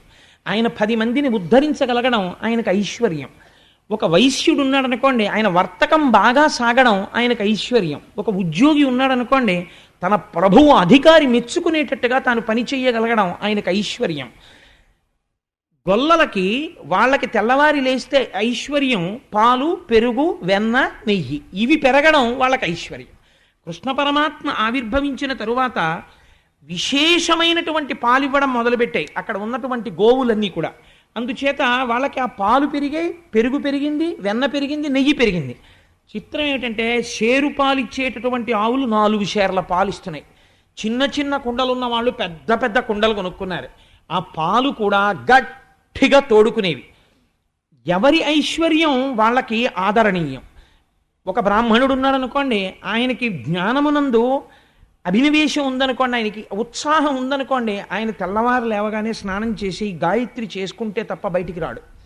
అలా వాళ్ళు చల్ల చిలికితే వాళ్ళు మామూలుగా చల్ల చిలకరు. చల్ల చిలికే ముందు వాళ్ళు తలస్నానం చేసి చక్కటి పట్టుచీర కట్టుకుని కొప్పులో పువ్వులు పెట్టుకుని ఇక్కడ నుంచి ఇక్కడికి గాజులు వేసుకుని, ఇవన్నీ ఐశ్వర్యాలు. మెడలో మంగళసూత్రం చప్పుడవుతుండగా ఇన్ని గొలుసులు వేసుకుని ఆ పట్టుచీర తీసి ఇలా దోపుకుని చక్కగా ఆ తాడు పట్టుకుని, ఇంట్లో ఆడవాళ్ళకి ఉన్న గమ్మత్తైన శక్తి ఒకటి ఉంటుంది. ఏమిటో తెలుసా అండి? వాళ్ళు వేదప్రోక్తమైనటువంటివి మంత్రబద్ధమైన విషయములే చదవాలని ఏం లేదు. అందుకే ఆడవాళ్ళు చదువుకోవడానికి వీలైన రీతిలో, ప్రమాదరహితమైన రీతిలో ఉంటాయి కొన్ని కొన్ని. ఇప్పుడు లక్ష్మీ కళ్యాణం మీకు ఇచ్చిన బహుమానం లాంటిది. ఇవి చదువుకుంటుంటే అవి వినపడుతుండగా ఇంట్లోకి భూతప్రేతాది శక్తులు ప్రవేశించవు. రెండు, ఈశ్వరనామం వినపడుతుంటుంది కాబట్టి ఇంట్లో ఒక గొప్ప సంస్కార బలం, ఐశ్వర్యం వృద్ధిలోకి వస్తాయి. వీళ్ళు చెప్తున్నటువంటి భగవన్నామం భర్తని కూడా రక్షిస్తుంది. కాబట్టి పూర్వం అలా భగవన్నామం చెప్తూనే అన్ని నడిపిస్తూ ఉండేవారు. నేను తరచు చెప్తుంటాను, మా చిన్నతనంలో నిద్ర లేచేటప్పటికి మమ్మల్ని 4 గంటలకు లేపి ఒరే మొహం కడుక్కొని చదువుకోండి అనేవారు. నిజంగా చదువుకుందామని కూర్చుంటే అప్పుడప్పుడు మా అమ్మమ్మ గారు వాళ్ళు వస్తుండేవారు, వీధిలో కూర్చుని చదువుకోండి అనేవారు. ఎందుకంటే మా బలహీనత కనిపెట్టేశారు వాళ్ళు. పెరట్లో ఒక లైట్ సరిపోతుంది కదా అని ఒరే మీరు వంటింట్లో కూర్చొని చదువుకోండి, మేమేమో అక్కడ ఏదో స్నానాలు చేస్తామంటే వీళ్ళు మామూలుగా స్నానం చేసేవారు కాదు. స్నానం చేస్తూ అందమైన పాటలు పాడేవారు స్వామికి. ఒంటి చర్మము తీసి చెప్పులు కుట్టిన కక్కయ్య వచ్చేను మేలుకో, మేలుకో జగదీశ మేలుకో, పరమేశ మేలుకు నీ మమ్మింక ఏలుకో అని ఇలాంటివి పాడుతుంటే మా మనస్సు దాని మీదకి వెళ్ళిపోయేది. అబ్బాయి ఎంత బాగుందో ఆ సుప్రభాతం. ఏమిటో ఒంటి చర్మము తీసి చెప్పులు కొట్టిన అని ఇక్కడ హుమయూన్ చక్రవర్తికి అక్బర్ జన్మించను అంటుండేవాళ్ళం, కానీ ఒంటి చర్మము తీసి చెప్పులు కొట్టిన దాని మీదకి వెళ్ళిపోతుండేది ధ్యాస. వీళ్ళు కనిపెట్టేసి కొన్నాళ్ళకి వీధిలో కూర్చో అన్నారు. అలా అయిపోయిన తర్వాత వదిలిపెట్టేవారా? ఇది అయిపోయేది అంతే. సుప్రభాతం మానసికంగా వెళ్ళిపోయేవారు ఎక్కడికో.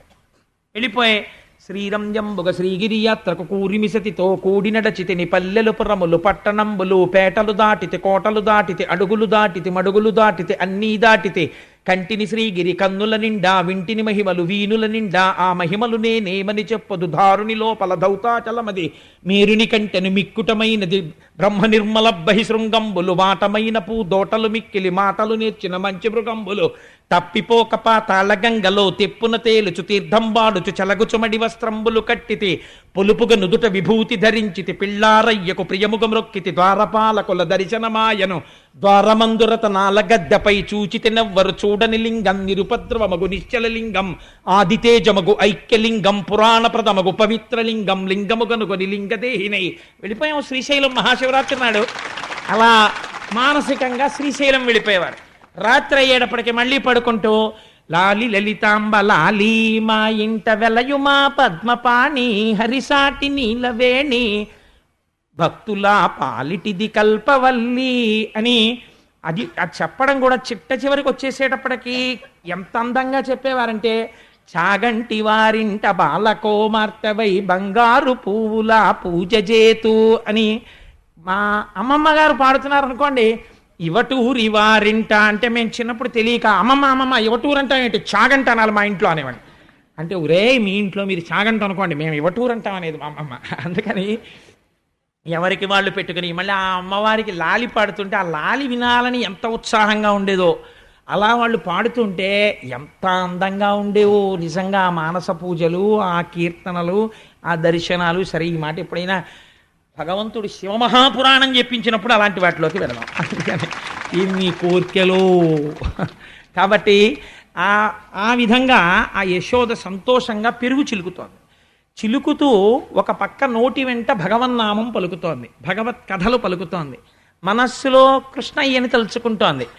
చేసేది పవిత్రమైనటువంటి దధిమథనం. వెనక పువ్వులలోంచి సువాసన వస్తోంది. చేతి గాజులు ఘల్ ఘల్ ఘల్ మని ఆ తాడు ఇటు తిరిగి లాగినప్పుడు ఈ గాజులు ఘల్, ఇటు లాగినప్పుడు ఈ గాజులు ఘల్. ఆ ఘల్లు మని కాళ్ళకి పెట్టుకున్నటువంటి అందెలు కదులుతున్నప్పుడు ఘల్లుమంటూ మొలకి పెట్టుకున్నటువంటి వడ్డాణం, అసలు ఆ వడ్డాణాలే కరువైపోయాయి. ఆ వడ్డాణాలకి గంటలు, ఆ చిరుగంటల చప్పుళ్ళు చక్కగా అలా మోగుతూ ఆవిడ దధిమధనం చేస్తుంటే ఇప్పటికీ వెంకటేశ్వర స్వామి వారు నిద్ర లేకపోతే మనం దెప్పి పొడుస్తాం. ఏం మరిచిపోయావా? యోషా గణీనవ రదగ్ని విమధ్యమాని ఘోషాలయేషు దిమంధన తీవ్ర ఘోషా రోషాత్ కలిం విదధతే కకుభశ్చ కుంభా శ్రీవేంకటాచలపతే తవ సుప్రభాతం. స్వామి, ఆ రోజున నువ్వు కృష్ణ పరమాత్మగా వెళ్ళినప్పుడు పెరుగులో కవ్వం దిగేది కాదు, అంత గట్టిగా తోడుకునేది. ఆ కవ్వం తిప్పుతుంటే ఈ కవ్వానికి కుండకి దెబ్బలాట వచ్చిందా అన్నట్టుగా పెరుగు చర్ చస్ చర్ చస్ అంటుండేది. ఆ చప్పుడు వినపట్టల్లా లే అంటారు. అనేటప్పటికీ ముందు ఒకళ్ళమాత నవ్వుకుంటుంది, యశోద కదా ఆవిడ. అందుకని అలా ఏదో చక్కటి భగవత్ స్తోత్రాలు ఆలాపన చేస్తూ ఆ యశోద దధిమధనం చేస్తోంది. ఎక్కడ నుంచి వచ్చాడో మహానుభావుడు. సుడియుచు గిదుకుచు వాలుచు సడికొట్టుచు అమ్మ రమ్ము చందిమ్మనుచున్ వెడబెడ గంతులు వైచుచు కడిసి కడవ బాలకొండు కవ్వము పట్టెన్. ఎంత ఇష్టమో నాకు ఆ పద్యాలంటే. సుడియుచు గిదుకుచు వాలుచు, మహానుభావుడు పోతన గారు ఇక్కడ దర్శనం చేసి రాసుకున్నారండి. పిల్లలు ఇంట్లోకి ఎలా వస్తారో అలా వచ్చారు. ఏదో పెళ్లివారు వస్తారు సాయంకాలం 6 గంటలకి, మగ పెళ్లివారు కదా అని ఏదో చాలా గౌరవంగా గంభీరంగా వాళ్ళతో మర్యాద ఇచ్చి మాట్లాడాలి కదా అని మాట్లాడుతుంటాడు ఇంటి యజమానురాలును. పిల్లలకి ఏం తెలుస్తుంది? వాడు గబగబా ఒంటి నిండా మట్టి రాసేసుకొని పరిగెత్తుకొచ్చేసి, నానమ్మ నాకు మంచినీళ్ళు ఇస్తావా? ఇవ్వాలి, నేను మంచినీళ్ళు తాకు వెళ్ళిపోవాలి, ఆటకి అవతల పరిగెత్తాలి, నేను ఆటకి నాకు టైం అయిపోతుంది, తొందరగా నీళ్ళు ఇచ్చే అంటాడు. ఇవ్వలేదనుకోండి, ఒరే ఉండరా ఇస్తాను అన్నారనుకోండి, వాడి బింది మీద పళ్ళెం ఇలా లాగి అవతల పారేసి ఖంగని గ్లాస్ అప్పుడైపోయేటట్టు నీళ్లలో ముంచేసి ఆ మట్టి నీళ్లు గడగడగడగడగడ 8 గుక్కలు తాగేస్తాడు. 6 గుక్కలు మీదోసేసుకుని ఆ ఎంగిలి గ్లాస్ అక్కడ ఎట్టేసి మీరు పవిత్రం అయిపోయారు తాగేయండి అని అమాంతం పరిగెత్తుకుంటూ వెళ్ళిపోతాడు. పిలుస్తున్నవాడు ఆగడిహ. అలా ఎక్కడి నుంచి వచ్చాడో తెలియదు. సుడియుచు గిదుకుచు వాలుచు సడికొట్టుచు అమ్మ రమ్ము చన్నిమ్మనుచున్. అమ్మ నాకు అవతల ఆటలకు వేళ అయిపోయింది, పిల్లలందరూ ఆడుకుంటున్నారు, నేను వెళ్ళి దొంగ పెట్టాలి, నేను చాలా అలిసిపోయాను, నాకు ఆకలి వేసేస్తుంది, నాకు తొందరగా పాలు తాగుదామని వచ్చాను, అమ్మ ఇస్తావా ఇవ్వా అంటే ఆవిడ వీడి హడావిడి చూసి పొంగిపోయింది. నేను ఆయన అండం కూడా మర్చిపోతున్నాను. ఆయన హడావిడి చూసి పొంగిపోయి, ఏమిట్రా అని హడావిడి ఏమిటి, ఆ పాల కోసం ఏమిటి, ఆ హడావిడి ఏమిటి, ఆ చిందులేమిటి, ఆ గంతులేమిటి అని ఆ కృష్ణయ్యని చూసుకుని మనసులో పొంగొచ్చేసి, చిన్ని కృష్ణయ్య ఎంత బాగున్నాడో అని ఆ పిల్లాడి వంక చూసి పొంగిపోతూ ఏం చేస్తాడో చూద్దామని ఆ చల్లే చిలుకుతోంది. చిలుకితే ఆయన ఒప్పుకుంటాడా? ఏంటమ్మా నేను ఎంత అడిగినా పాలు ఇవ్వకుండా చల్ల చేసుకుంటూ కూర్చుంటావు, నువ్వు చల్లాపి నాకు పాలు ఇస్తావా ఇవ్వా? నాకు కవ్వం పట్టుకున్నట్ట గట్టిగా పట్టుకుని ఆ కవ్వం ఆపేశాడు. ఆపగలడా? చిన్ని చెయ్యి. ఆ కవ్వం ఇలా పట్టుకుంటే ఆ కవ్వం తిరిగితే చెయ్యికి నిప్పెడుతుందేమో అని బెంగ అమ్మకి. అందుకని ఆపేసి అమ్మని ప్రేమతో జయించాడు. ఆ కృష్ణ పరమాత్మే కావచ్చు, అంత కృష్ణ పరమాత్మైనా చెయ్యేమవుతుందో అని చల్ల చేయడం ఆపేసింది అమ్మ. అమ్మే అంటే గెలుపు అక్కడే ప్రారంభమైపోయింది. భక్తి అమ్మతనంతో గెలిచేసిందండి కృష్ణుని యశోద. అందుకని సుడియుచు గిదుకుచు వాలుచు సడికొట్టుచు అమ్మ రమ్ము చన్నిమ్మనుచున్ వెడ్డ గంతులు వైచుచు కదిసి కడవ బాలకొండు కవ్వము పట్టెన్. పొంగిపోయింది. అయ్యో పిల్లాడు ఆకలేస్తోంది అంటున్నాడు అని తీసుకొచ్చి ఒళ్ళో కూర్చోపెట్టుకుంది, పడుకోబెట్టుకుని స్తన్యం ఇచ్చి పాలిస్తోంది. పాలు తాగుతున్నాడు. ఈలోగా చూసేసరికి అక్కడ పొయ్యి మీద పాలు పెట్టింది. ఆ రోజుల్లో గ్యాస్ స్టవ్లు కాదు కదా, సన్నని సెగ మీద పాలు పెట్టేవారు. ఆ పాలు ఇలా పొంగి పైకి వస్తున్నాయి. ఆవిడ చూసింది, పొయ్యిలో పడిపోతాయేమో పాలు అని ఆ పిల్లవాడిని గబగబా అక్కడ పెట్టి వెళ్ళి ఆ పాలు పూర్వం దించడం అంటే అంత తేలిక కాదు. ఎందుకంటే ఆ మంట కట్టెల మంట. ఆ కట్టెల్ని కిందకి దిగజార్చి పక్కన పొయ్యికి అరుగు ఉండేది, ఇవి తీసి ఆ అరుగు మీద పెట్టి కుండ లోపల బరువుకి కింద చిట్లిపోతుంది. అందుకని ఈ పాలకుండ పట్టుకెళ్ళి ఓ చుట్ట కుదురు మీద పెట్టాలి. కాగిపోయిన పాలకి పైన మూత పూర్తిగా పెట్టేశారనుకోండి, ఆ పాలకి రుచి రాదు. ఓరగిలా ఓ పళ్ళెం పెట్టాలి. అదంతా చాలా జాగ్రత్తగా చేయవలసినటువంటి వ్యవహారం. నీకు ఇంత తర్ఫీదు ఎక్కడిది అని అనుకోకండి, ఒక్కసారి చేస్తే చాలదా గుర్తుపెట్టుకోవడానికి. కాబట్టి ఆ కుండ తీసుకెళ్ళి ఓ చుట్ట కుదిరేసి ముందు, అప్పుడు ఆ కుండ దింపి వేడిగా ఉంటుంది కదా, పైకెత్తారనుకోండి ఈ కింద బరువుకి అది పిడక్కన ఆ ముక్కలు ఊడిపోయి కుండ కింద పడిపోతుంది. అందుకని దాన్ని చాలా జాగ్రత్తగా పట్టుకోవాలి, అంచుల వరకు పట్టుకోవాలి, ఎక్కువ ఎత్తెత్తకుండా కొంచెం కింద వరకే పట్టుకుని తీసుకెళ్లి చుట్టకూరు మీద పెట్టుకోవాలి. సో ఇవన్నీ చెయ్యడానికి కొంత నైపుణ్యం ఉండాలి గొల్లకాంతకి. అందుకని అమ్మ కొంచెం జాగ్రత్తగా ఈ పనులన్నీ చేస్తోంది. చేస్తూ ఆ కుండ తీసుకెళ్ళి అక్కడ పెడుతోంది. అంతే, పాలు తాగుతున్న వాడిని పాలు పొంగిపోతున్నాయని పక్కన పెట్టేసి వెళ్ళిపోయింది కదా. ఇంకా ఈయన ఇక్కడ కింద కూర్చోపెట్టిందంతే. కడుపారంచను బాలు త్రావని సుతున్ కంజాక్షి పీఠమ్ముపై నిడి పొంగారెడు పాలు దించుటకునయ్యే గంగా తద్బాలుండెక్కుడు కోపంబునవాడి రాతిదది మత్కుంభంబు పోగొట్టి తెంపడరన్ కుంభములోని వెన్నదినే మిథ్యాసంకులద్భాష్పుడై. అక్కడ పక్కన ఓ పేటేసి దాని మీద పిల్లాడిని కూర్చోపెట్టి, పాపని నేల మీద కూడా కూర్చోపెట్టలేదు, ఆ పొయ్యి దగ్గరికి వెళ్ళింది. చూశాడు, ఎందుకు దింపేసింది నన్నని చూశాడు. అక్కడ పాలు పొంగుతున్నాయి. అంతే, వచ్చేసింది కోపం. పాలు పొంగితే వెళ్ళరండి అంటే, నాకు పాలు ఇవ్వడం కన్నా నేను అవతల ఆటలకు వెళ్ళిపోవాలి. ముందే చెప్పాను నేను వెళ్ళిపోవాలి, తొందరగా పాలిమ్మని. నాకు పాలు ఇవ్వడం మానేసి నన్ను పీట మీద కూర్చోపెట్టి నువ్వు పాలు తీసుకోవడానికి వెళ్ళిపోయావా అంటే, నేను ఆటలు మానేసి నువ్వు మళ్ళీ పాలు ఇచ్చే వరకు నేను కూర్చుంటానా? ఇది ఆయనకు వచ్చిన భావన. కాబట్టి కోపం వచ్చేసింది. తింపడరన్, ఇంకా చాలా కోపం వచ్చేసి పెదవులు అదిరిపోతున్నాయి, ఈ బుగ్గలు ఎర్ర పడిపోయి. అసలే చిన్ని కృష్ణుడు, ఓ చిన్న కొప్పు, దానికి ఓ ముత్యాల సరాలు, చేతిలో ఓ వేణువు, ఓ కొమ్ము బూర, ఇవన్నీ పట్టుకుని ఇలా కూర్చున్నాడు. కూర్చుని వినాయకుడిలాగా కోపం వచ్చేసి పెదిమిలు అదిరిపోయి ఏం చెయ్యాలో తెలియలేదు. అత్త మీద కోపం దుత్త మీద చూపించారంటారే అలా. అక్కడ 4 రాళ్ళు ఉన్నాయి, ఆ రాళ్ళు తీశాడు. రాళ్ళు ఎందుకుంటాయండి అని మీకు అనుమానం రావచ్చు. ఈ కుండలు అవి పెట్టే దగ్గర ఒరిగిపోకుండా ఒక్కొక్కసారి కొంచెం దాపు పెట్టడానికి రాళ్ళు పెట్టుకుంటూ ఉంటారు. అందులో ఆ రాళ్ళు ఉన్నాయి. ఓ రాయి తీసి ఆ కుండకేసి కొట్టాడు. కొడితే ఆ కుండ పగిలిపోయాడు.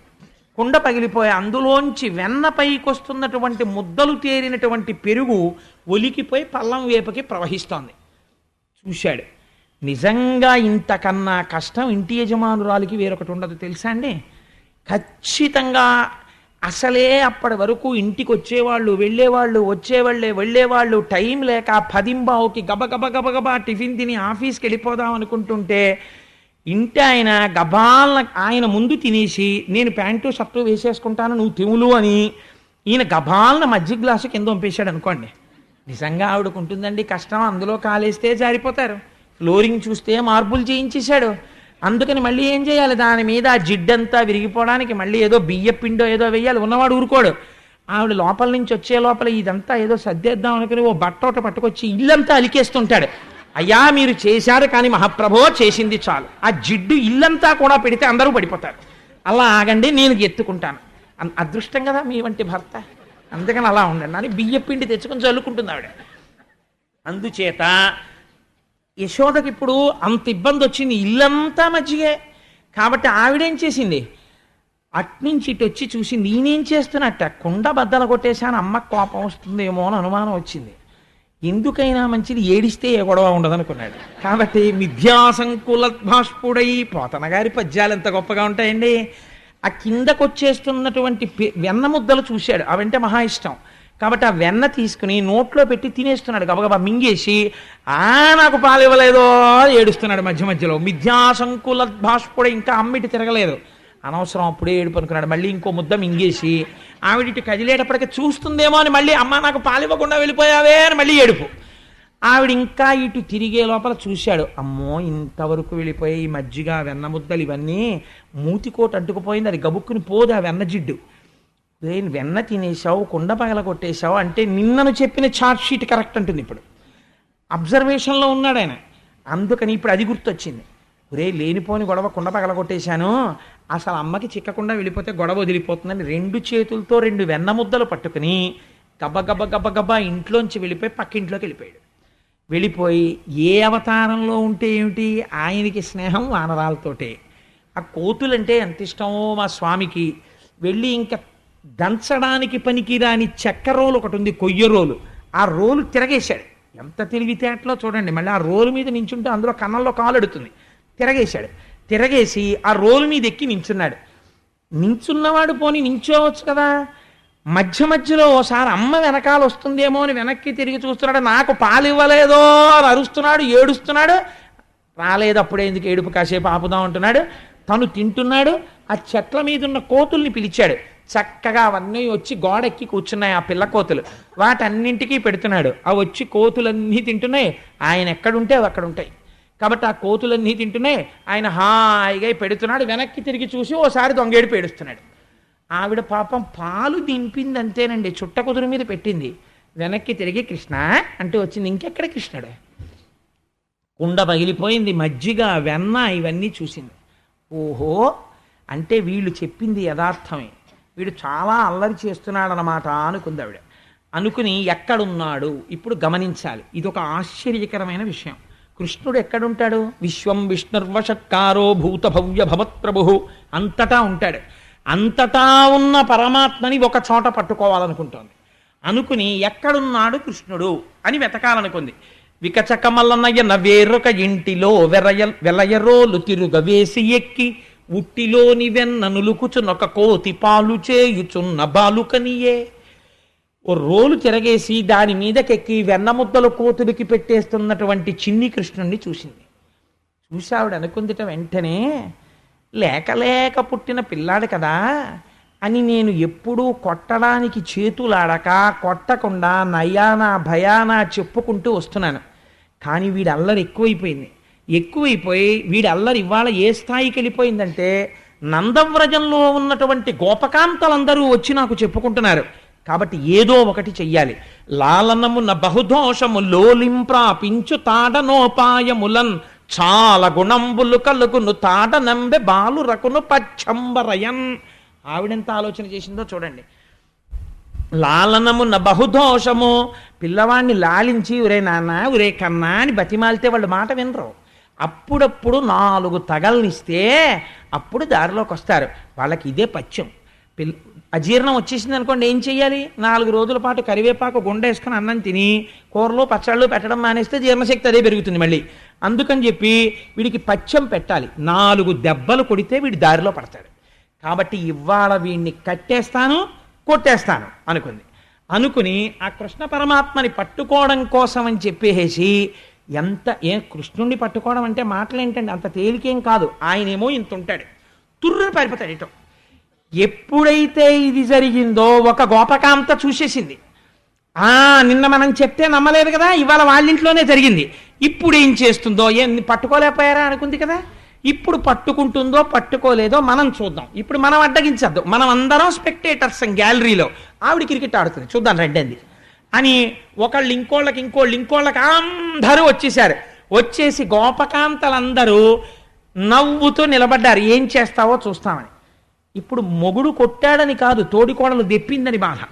అందుకని ఇప్పుడు తను పట్టుకోగలదో పట్టుకోలేదో కాదు, వీళ్ళందరూ పట్టుకోలేకపోతే ఏమంటారో అని బాధ.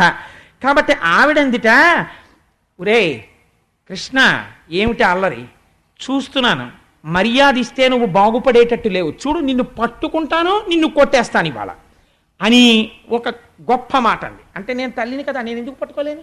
వీళ్ళంటే పట్టుకోలేకపోయారు. పట్టిన పట్టుబడని నిన్ను పట్టెదనని చల్లము కొనిన పట్టుట బెట్టే పట్టుబడ వండ్రు పట్టి పట్టుకొన నాకు కాక పరులకు వశమే అందావిడ. చూడు ఏమిటో నిన్ను పట్టుకోవడం చాలా కష్టం అంటున్నారు వీళ్ళందరూ. నిన్ను పట్టుకోవాలంటే నాకు పెద్ద కష్టం రా, నిన్ను చూడు ఎలా పట్టుకుంటాను, కట్టేస్తాను, కొట్టేస్తాను ఇవాళ. అలా అనగానే ఆయనకి అనవసరంగా స్థానిక భద్రతా సూచనగా 3వ నెంబర్ ప్రమాద పతాకం ఆవిడ ఎగరేసింది. ఆయనకి తెలిసిపోయింది ఇవాళ పట్టుకుంటుంది. కాబట్టి ఈ మాట అనగానే ఆ కోతులకి పెడుతున్న వెన్న వదిలేసి ఆ రోలు మించి దూకించాడు.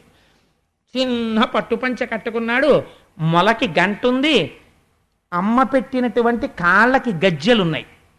ఎటు పరిగెత్తినా తెలిసిపోతుంది ఆ గజ్జల వల్ల. ఇప్పుడు ఆ గజ్జలతో ఉన్నవాడు తుర్రు పారిపోయాడు. ఇప్పుడు ఆవిడ అండం అంటే అనేసింది కానీ గబుక్కుని అంత దూరం పారిపోయాడు. ఈవిడ పరిగెత్తాలి వాడి వెనకాల, అంత తేలికండి పట్టుకోవడం. అందుకని ఇప్పుడు వాడిని పట్టుకోవాలంటే ఒక ఎక్సర్సైజ్ ఉండాలి.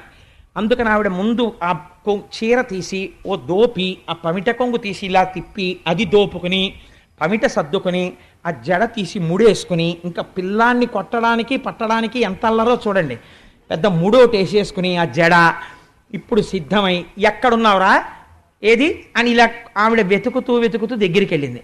స్తంభాదికంబులు తనకు అడ్డంబైన అట్టట్టునని పట్టు వీని ఈ తప్పు సైరింపు ఇంక దొంగిల బోదు నేనని ముని ముట్ట నిడ్చువాని కాటుక నిరయంగ కందులు నులుముచు వెడలు కన్నీటితో వగచువాని ఏ దశ వచ్చునో ఇది ఎని పలుమార్లు సురుగుచు క్రీగంట చూచువాని గుడబారి పట్టుకొని వెర్రపచు చిన్ని వెన్న దొంగ చిక్కెననుచు కొట్ట చేతులాడక పూబోడి కరుణతోడ బాలు కట్టదలచే. పోతన గారు అన్నారు, ఆ ఇల్లంతా స్తంభాలు. ఈయన పరిగెత్తుకుంటూ వెళ్ళిపోయి స్తంభం చాటున నక్కేవాడు. ఎందుకని? పరిగెత్తాడనుకోండి కాలి మువ్వలు చప్పుడవుతాయి. అందుకని మువ్వలు చప్పుడైతే అమ్మ ఎటువైపు పరిగెడుతున్నాడో కనిపెడుతోంది. అందుకని చప్పుడు చేయకుండా మొలకో గంట ఉంది, కాళ్ళకి గజ్జెలున్నాయి. అందుకని స్తంభం చాటున నించుని అమ్మ కొంచెం దూరంగా ఉందన్న తర్వాత ఆ స్తంభం చాట్ నుంచి ఓ ఇంత చిన్న మొహం ఒకటే బయటెట్టేవాడు. బయటెట్టి చూసేవాడు అమ్మని. ఓ చిన్న నెమలిపించం ఒకటి పెట్టుకుని చూసి స్తంభాదికంబులు తనకు అడ్డంబైన అట్టట్టునని పట్టువాని వీని అమ్మ చూసేసేది. ఆవిడేమిటి పరిగెత్తి పరిగెత్తి పరిగెత్తి అలిసిపోయి ఈ స్తంభం చాట్న ఆయన ఉంటే తను చూడనట్టుగా ఉట్టిన ఆ స్తంభాల దగ్గరికి వెళ్ళి మెల్లిగా ఈ స్తంభం దగ్గరికి వచ్చేది. వస్తే మీరు చూసే ఉంటారు చిన్నతనంలో పిల్లల్ని, ఆయన ఆ చాటున్నాడు అటు పారిపోదామంటే ఆవిడ ఇటు వచ్చేది, ఇటు పారిపోదామంటే ఇటు వచ్చేది. ఆవిడ పట్టుకుందామని ఇటు ఇటు చెయ్యి పెడుతుంటే ఇటు వచ్చినట్టు పరిగెత్తినట్టు ఆవిడ ఇలా అనేటప్పటికి ఇటు పరిగెత్తి వెళ్ళిపోయేవాడు. మళ్ళీ పారిపోయి ఇంకో స్తంభం చాటుకు వెళ్ళిపోయేవాడు. వెళ్ళిపోతే మళ్ళీ పరిగెత్తేది పాపం. ఇలా పరిగెత్తి పట్టుకుందాం అనుకుంటే అమ్మ దూరంగా వెళ్ళిపోగానే ఓ స్తంభం చాటున నక్కి, అమ్మా నేను ఇంకెప్పుడు దొంగతనం చేయనే అమ్మా, నేను ఎవరింటికి వెళ్ళనే అమ్మా, నేను వెన్న తిననే అమ్మా, నేను అల్లరి చెయ్యనే అమ్మా, నన్ను వదిలిపెట్టేవే అమ్మా. అసలు ఆవిడ పట్టుకున్నది లేదు, కట్టింది లేదు, కొట్టింది లేదు. కానీ కాటుక నిరయంగ కందులు నులుముచు వెడలు కన్నీటితో వగచువాని ఓ ఏడుపు, ఇలా కళ్ళు నిలిమేసి ఈ అరిచెయ్యంతా కాటికైపోయింది, ఈ బుగ్గలన్నీ కాటికైపోయాయి, కళ్ళు ఎర్ర పడిపోయాయి. ఈ లీల జరుగుతుంటేటండే 33 కోట్ల మంది దేవతలు పార్వతీ సహితుడై పరమశివుడు చతుర్ముఖ బ్రహ్మగారు ముక్కున వేలేసుకు చూశారట. ఏమిట్రా ఇది పరమాత్మ ఏమిటి, లీలేమిటి? ఒక అజ్ఞురాలైన గోపిక వెంట పడుతుంటే ఏడుపు నటించి ఇలా ఇలా కళ్ళు నులిమేసుకుంటూ ఇలా దాక్కోవడమా? కుంతీదేవి అయితే అంది, కృష్ణ నీ భయాన్ని చూసి భయానికి భయం వేసిందండి. అంత నటించేశాడు ఆ రోజున. కాటుక నిరయంగ కందులు నులుముచు వెడలు కన్నీటితో వగచువాని ఏ దశ వచ్చునో ఇది ఎన్ని పలుమార్లు సురుగుచు క్రీగంట చూచువాని. అమ్మిటొచ్చేస్తుందో అని ఇలా చూస్తూ పరిగెడుతూనే ఉన్నాడు. ఆఖరికి చూశాట, దొరకలేదు. ఎందుకు దొరికిపోయాడో తెలుసా అండి? వడల చెమటలగా ఎనుత్తరీయముదార తురుముకున్న విరులు జారిరాల పట్టరాని తనను పట్టెదనని చింత కట్టుకున్న తల్లి కరుణ చూచి. అమ్మ ఆ పరిగెత్తి పరిగెత్తి పరిగెత్తి పరిగెత్తి అలిసిపోయింది. ఇంకా అడుగు తీసి అడుగు వేయలేకపోతోంది. ఆ వేసుకున్న ముడి ఊడిపోయింది, ఆ వేసుకున్న పమిట జారిపోతోంది, పెట్టుకున్న పువ్వులన్నీ రాలి కింద పడిపోయాయి, ఒళ్ళంతా చెమట పట్టింది. ఉక్రోషం వచ్చేస్తోంది కొడుకు దొరకట్లేదని. వెనక్కి చూస్తే వీళ్ళందరూ ఓ పక పక పక పక నవ్వులు. ఏది పట్టుకుంటా అన్నావు కదా కొడుకునని. ఇంకా అడుగు తీసి అడుగు వెయ్యలేక, నాకు దొరకట్లేదు వీడు, చూసావా వీడికి ఇంత పాలిచ్చి పెంచాను, నన్ను ఎంత అవమానం చేసేస్తున్నాడో అని అక్కసొచ్చేసి ఇంకా కళ్ళమ్మ నీళ్లు రావడమే తర్వాయి అమ్మకి. ఈ స్థితిలో పట్టరాని తనను పట్టెదనని చింత కట్టుకున్న తల్లి కరుణ చూచి. ఆయన దొరికేవాడు కాడాయన, అటువంటి వాణ్ణి దొరకాలి పట్టుకుంటానని పరిగెడుతోంది. అయ్య పిచ్చమ్మ నా కోసం ఇంత పరిగెడుతోంది, నేను దొరకకపోతే అమ్మ కదా పాపం నలుగురిలో అవమానం అయిపోతుందేమో, దొరికిపోతానమ్మ కని దొరికిపోయాట. దొరికిపోతే గూడబారి పట్టుకొని గభాలన ఆ భుజం పట్టుకుంది. కడుపులో అక్కస వచ్చేసింది కదండి, కొట్టేయాలనుకుంది. కానీ ఇలా చెయ్యెత్తేటప్పటికీ ఆ కళ్ళ నిండా కాటుక, బుగ్గల నిండా కాటుక, ఏడుపు, ఇలా వంగిపోయి అని వెక్కేస్తూ అమ్మా అమ్మా అంటుంటే డొక్కలు అదిరిపోతుంటే చూసి అయ్యో పాపం పిల్లాడి ఎలా ఏడి చేస్తున్నాడని కొట్టలేక ఇంకా చెయ్యి రాక కట్టుకున్న ఆ పిల్లవాడిని కట్టేస్తానని మాత్రమే అందిట.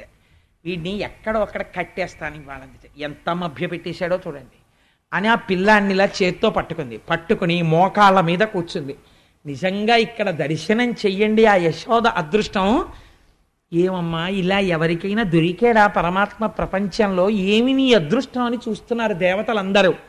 ఆవిడ మోకాళ్ళ మీద కూర్చుని పౌర సన్మానం చేసినంత సంతోషపడిపోతుంది. ఎందుకని? వీళ్ళెవ్వరికీ దొరకని వాడు తనకి దొరికాడు, పట్టుకుంది వాళ్ళ. ఇది ఆవిడ సంతోషం. తల్లి పిల్లల మీద చాలా కోపం వచ్చేసింది అనుకోండి, అమ్మకి గట్టిగా తిట్టడం కూడా రాదు అసలు. అందుకే అమ్మ తిట్లు తాటాకుమంట, అయ్యగారి తిట్లు కాల్చిన ఊచ అలా ఉంటుంది. అమ్మ తిట్లు ఎంత తాటాకుమంటలా ఉంటాయంటే ఓ అరగంట తిడుతుంది. ఎందుకు తిడుతుందో తెలియదు. 8:30 అయిపోతుంది, 8 నుంచి 8:30 వరకు తిడుతుంది ఆ పిల్లని. 8:30కి ఆ పిల్ల వచ్చి అంటే, అమ్మ వంకాయ కూర చాలా బాగుండేవి, క్యారేజ్లో ఇంకొంచెం వేయి, మా ఫ్రెండ్స్ కూడా తింటాను. 2 గిన్నెల్లో పెట్టానులే, అందరికీ అంటుంది. ఎందుకు ఆ తిట్లు? అమ్మ తిట్లు అంతే. ఆ తిట్లలో కూడా గట్టిగా తిట్టలేదు, తిట్టలేక తన మీద ఉక్రోషం పెట్టేసుకుంటారు. నేను చాలా చోట్ల చూశాను ఇలాంటి సందర్భాలు. పోతన గారు ఎంత దర్శనం చేశారో చూడండి ఆంధ్రీకరించడంలో. ఆ కృష్ణుణ్ణి పట్టుకుని, వీరెవ్వరు శ్రీకృష్ణులు కారా, ఎన్నడును మన్ను తినరట, చోరత్తొంబించుకయును నేరరట, ధరిత్రినిట్టి నియతులు కలరే. అబ్బా ఎంత అదృష్టం రా నాన్న. పాపం ఏంటండి ఇలా దొరికిపోయారు, ఏడుస్తున్నారేంటండి? పాపం మీరు శ్రీకృష్ణులు కారేమోయే, ఇలా దొరికిపోయారేమిటో నాకు. పాపం పిచ్చివారు, మీరు ఇప్పుడు వెన్న తినలేదు, నెయ్యి తినలేదు, మీ అమ్మ పెడితే కదూ అదే తింటుంది కడుపుకు అంతాను, అన్నీ తీసుకెళ్ళి ఉట్టి మీద దాచుకుంది, నీకు ఎప్పుడన్నా పెడితే కదూ. అమ్మకి కోపం వచ్చేసింది అనుకోండి పిల్లల మీద, ఇలాగే ఉంటాయి ఆ దెప్పులన్నీ, చిత్రంగా ఉంటాయి. అవును పాప, ఎవరింటికైనా వెళ్ళి అదేంటి ఎంత బాగుంటుంది, ఎంత బాగుందో ఆంటీ మీరు వండిన కూర, మా అమ్మకి ఇలా వండడం రాదు అందనుకోండి, అమ్మకి కడుపులో అక్కసు వచ్చేస్తుంది. వచ్చేసి మర్నాడు మంచి కూర వండేసి పెట్టి, అమ్మ కూర చాలా బాగుందమ్మా అన్న తర్వాత కూతురునో మాట అంటుంది. పాపమే మీ అమ్మకి వంట వస్తే కదూ, గాలికి పుట్టి ధూళికి పెరిగారు మీరు, ఏదో పాపం సర్దుకున్నారు. వాళ్ళు వీళ్ళు వండినట్టు నేను ఎక్కడ వండుతాను లేవే, ఇవ్వాలంటే ఏదో కుదిరింది కానీ. అంటే ఎక్కడిది? నిన్న రాత్రిది. ఎంత తాపత్రయమో తను వండింది పిల్లలు సంతోషంగా తినాలని. కాబట్టి చూడండి, ఆ అమాయకత్వం నిందించడంలో కూడా, తిట్టడంలో కూడా ప్రేమే. వీరెవ్వరు శ్రీకృష్ణులు ఇవన్నీ ఏవి మనను ఉద్దేశించినవి కావు. వీరెవ్వరు శ్రీకృష్ణులు కారా, నువ్వు కృష్ణు ఏమిటో పాపం, నువ్వు కృష్ణుడివి కావే, చోరత్వం వించుకయ్యను నేరరట. పాపం నీకు దొంగతనం తెలియదుటే, నువ్వెప్పుడు వెన్న తినలేదే, నువ్వెప్పుడు నెయ్యి తినలేదే. పాపం మహానుభావుడు, ఎంత అదృష్టం రా నాకు నీలాంటి కొడుకు పుట్టాడు. అంటే కడుపులో మంట. ఈ ధోరణి ఎక్కడికి పోతుందో తెలుసా అండి? మెల్లిగాను క్రమక్రమంగా ఆయన మీదకి వెళ్ళిపోతుంది. మహానుభావుడు నందుడి మీదకి. ఎందుకని? కొడుకు మీద కోపం ఎక్కడికెడుతుందంటే, నా అదృష్టం రా నాయన ఎంత పూజలు చేశానో. అలాంటి మహానుభావుడు ఏది అక్కర్లేదు. ఇంట్లో ఉంటే పుస్తకాలు, వీధిలోకి వెడితే ఉపన్యాసాలు, వేళపట్టణం వచ్చి చక్కగా తిని వెళ్ళిపోతారు. బ్యాంకు పని నేనే చేసుకోవాలి, ఉద్యోగం నేనే చేసుకోవాలి, కూరలు నేనే తెచ్చుకోవాలన్నట్టు ఎంత అందంగా మాట్లాడిందంటే ఆవిడ, ఎంత అల్లర్రా నాయన, నా అదృష్టాన్ని ఇలాంటి కొడుకుంటాడరా అని దెప్పి పొడిచి కృష్ణుణ్ణి. ఇప్పుడు ఆయన్ని విడిచిపెట్టింది అనుకోండి, కట్టేయడం కష్టం, దొరకడు మళ్ళీ. అందుకని ఇప్పుడు ఏం చేయాలి? కట్టేయాలి ఆవిడ. అందుకని ఆ కృష్ణుణ్ణి చేత్తో పట్టుకుని ఆ కట్టడం కోసమని తాడు కోసం వెడుతోంది.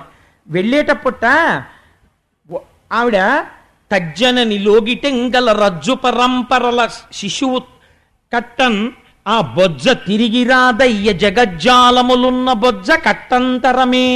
నేను వేరొకరి ఇంటి మీద పెడితే బాగుండదు, అందుకని కొన్ని మా ఇంటి మీదకి వెళ్ళేటట్టు ఉంటాయి చెప్పేవి. అది మీరు దానిలో ఉన్నటువంటి ఆ మర్యాద గుర్తించాలంతే. అందుకని ఆ కృష్ణుణ్ణి ఒక చేత్తో పట్టుకుని తీసుకెడుతోంది. రజ్జు పరంపరలా ఆ కవ్వానికి ఇంతకు ముందు కట్టి తిప్పినటువంటి తాళ్ళు ఉన్నాయి, ఆ తాళ్ళు నలిగిపోయినవి ఒక పక్కన పడేస్తారు, అవి ఇంకెందుకు పనికిరావు.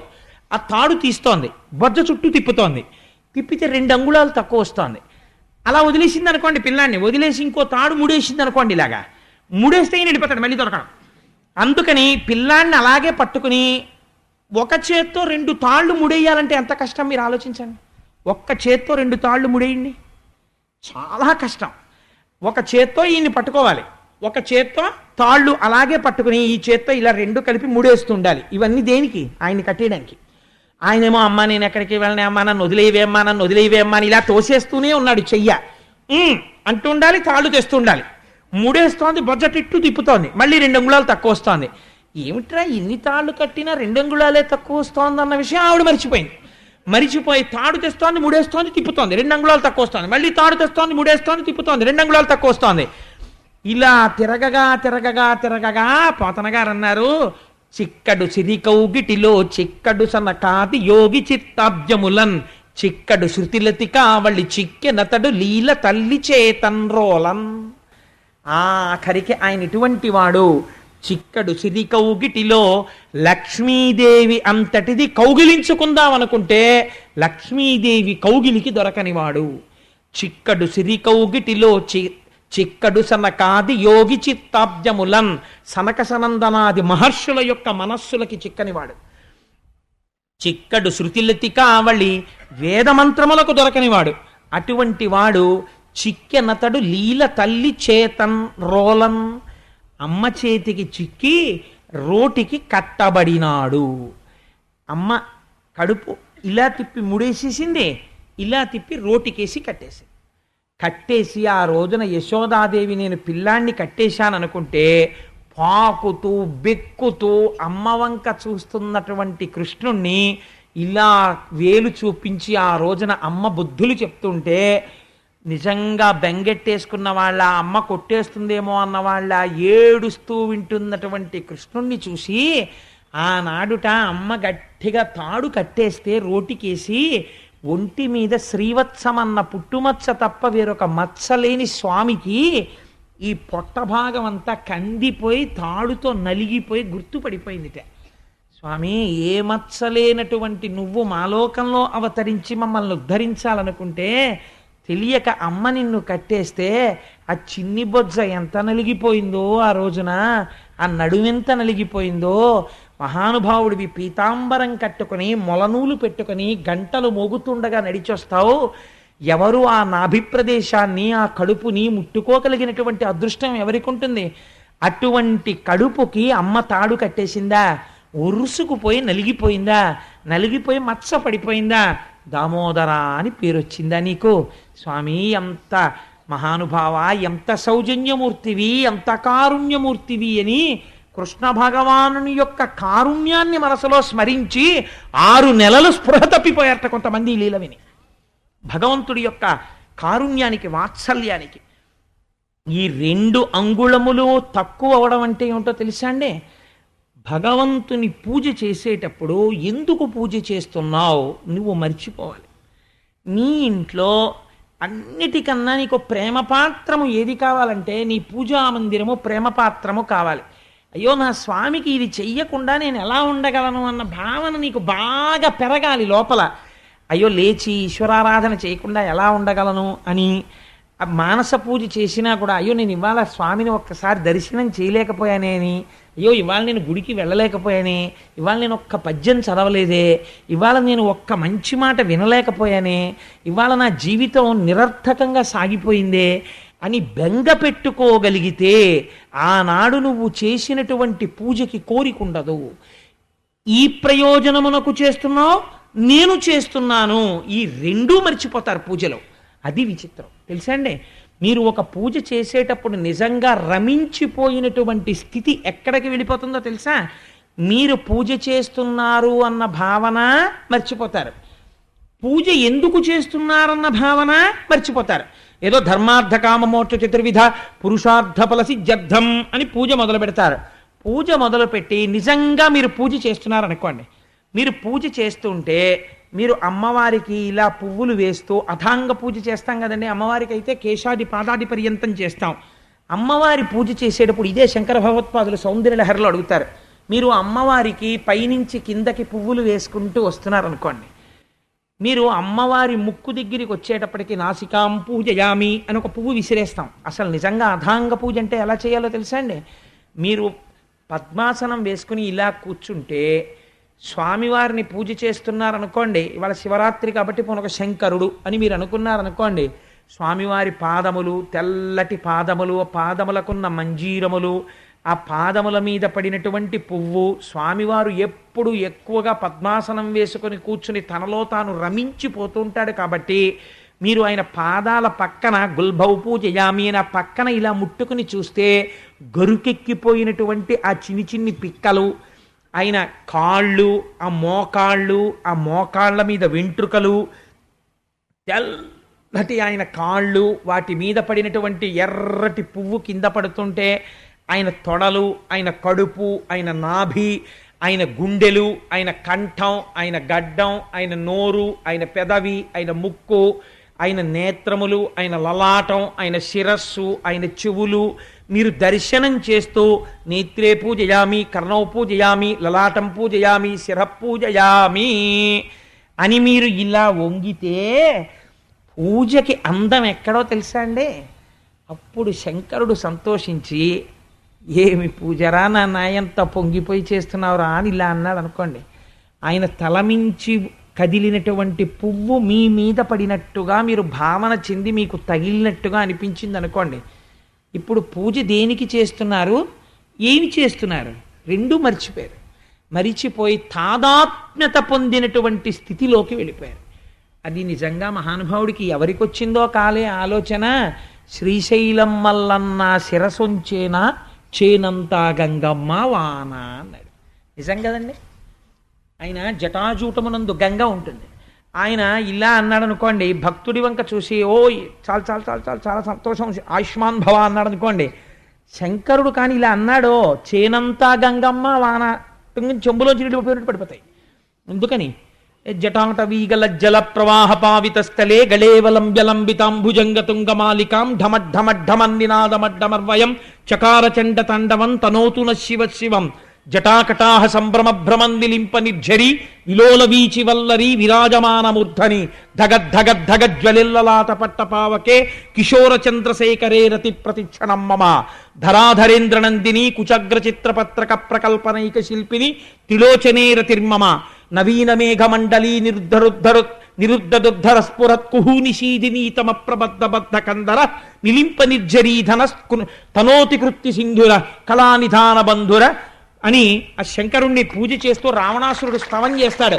అగర్వ సర్వమంగళా కళాకదంబ మంజరీరస ప్రవాహ మాధురీ విజృంభణా మధువ్రతం స్మరాంతకం పురాంతకం భవాంతకం మఖాంతకం గజాంధకాంతకాంతకం తమంతకాంతకం భజే అని నేను స్వామి గంగానదిలో స్నానం చేసి సైకతం మీద కూర్చుని ఇలా చూస్తే నాకు దూరం నుంచి నిన్ను చూస్తూ ఉంటే వృషద్విచిత్ర తల్పయోర్భుజంగముక్తికస్రజో గరిష్టరత్నలోష్టయో సుహృద్విపక్షపక్షయో తృణారవింద చక్షుషో ప్రజామహీ మహేంద్రయో సమప్రవర్తయన్మన కదా సదాశివం భజే కదా నిలింప నిర్ఝరీ నికుంజకోటరేవ సన్విముక్త దుర్మతి సదాశిరస్తమంజలిం వహన్ విముక్తలోలలోచనల్లలాటపాల లగ్నక శివేతి మంత్రముచ్చర సదాసుఖీ భవామ్యహం అంటాడు. నాకు 3 నేత్రములు కలిగినటువంటి మహాదేవ దర్శనం కావాలి అంటాడు.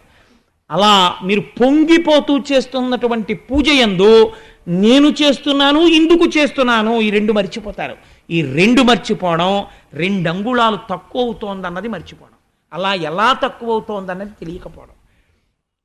ఈ ప్రయత్నానికి, ఈ తాదాత్మ్యతకు ఈశ్వరుడు లొంగిపోతాడు. ఇది భక్తితో ఈశ్వరుని బంధించుట. ఇలా భక్తితో కట్టేశారు పెద్దలు. ఏ వేదంబు పఠించే లూత భుజగం వేశాస్త్రముల్ సూచే తానే విద్యాభ్యాసమునర్చె కరి చించే మంత్రమూహించే బోధావిర్భావ నిదానముల్ చదువులయ్యా కాదు మీ పాద సంసేవాసక్తియ కాక జంతు తతికిన్ శ్రీకాళహస్తీశ్వర. ఏ వేదం చదువుకుంది పాము, ఏ ఉపనిషత్తులు చదువుకుంది సాలెపురుగు. కేవలము భక్తి చేత పరమేశ్వరుడు వశుడైనాడు. అందుకే పోతన గారు అంటారు, మౌనులచే దానులచే యోగులచే యోగ సంవిధానులచే తన్ పూని నిబద్ధుండగునే శ్రీనాథుడు భక్తియుతుల చేతన్ బోలన్. మౌనంగా ఉన్న వాళ్ళ చేత, జ్ఞానము కలిగినటువంటి వాళ్ళ చేత, ధ్యానము చేసే వాళ్ళ చేత, దానం చేసే వాళ్ళకి కూడా భగవంతుడు ఇలా లొంగుతాడని చెప్పగలమా? చెప్పలేము.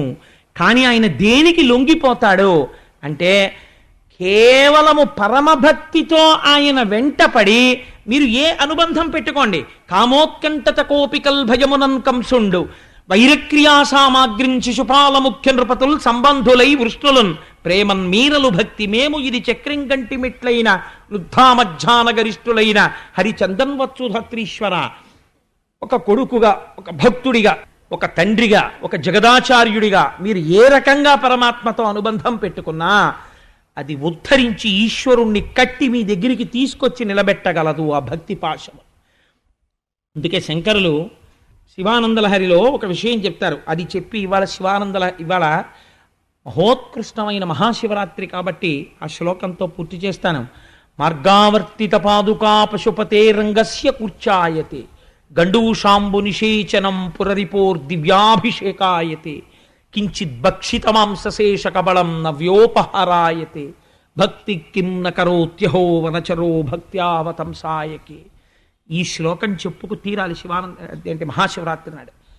ఒక తిన్నడికి ఏం తెలుసు, కానీ ఆయన కాలికి వేసుకున్న చెప్పుతో జంతువుల మలమూత్రములు తొక్కి, అయ్యో ఈ శివలింగం ఎన్నాళ్ళైందో నా శివయ్య అన్నం తిని స్నానం చేసని ఆర్తి పొందాడంతే. వచ్చి ఆ చెప్పుతో శివలింగానికి కూర్చగా నిర్మాల్యం తీస్తారు. పొద్దున్న మీరు చూశారు కదా, ఒక దళం పట్టుకుని కూర్చగా తీసేస్తారు నిర్మాల్యం. ఆ నిర్మాల్యాన్ని తీస్తున్నానని కాలి చెప్పుతో తీశాడు. అయినా సరే ఉన్న అజ్ఞానం మాట ఎలా ఉన్నా భక్తికి శంకరుడు పొంగిపోయాడు. కించిత్ భక్షిత మాంసశేష కబళం నవ్యోపహారాయతే. కొద్దిగా తను తిని తెచ్చాడు, ఎంగిలి మాంసం ముక్క ఉమ్మితో ఉన్నది అక్కడ పెట్టాడు. ఆ భక్తికి లొంగిపోయి ఈశ్వరుడు ఆ మాంసం ముక్క తినేశాడు. ఏ మంత్రము లేకుండా నీళ్లు తీసుకొచ్చి శివలింగం మీద పోసేశాడు. పోసేస్తే అది అభిషేకం కింద మారిపోయింది. భక్తికి శంకర నువ్వెంత లొంగిపోయావు. దూర్జటి కాళహస్తీశ్వర శతకంలో ఇది చెప్తే అది చెప్పకుండా నేను ఉండలేను. దూర్జటి కాళహస్తీశ్వర శతకంలో దెప్పి పొడిచాడు శంకరుణ్ణి. నీకున్మాంసము వాంచయేని కరువా నీ చేత లేడుండగా జోకయినట్టి కుఠారముండ అనల జ్యోతుండ నీరుండగా పాకంబొప్ప ఘటించి చేతి పునుకన్ భక్షింపక ఆ బోయచేచే కొంటెంకిలి మాంసమిట్లు తగునా శ్రీకాళహస్తీశ్వర.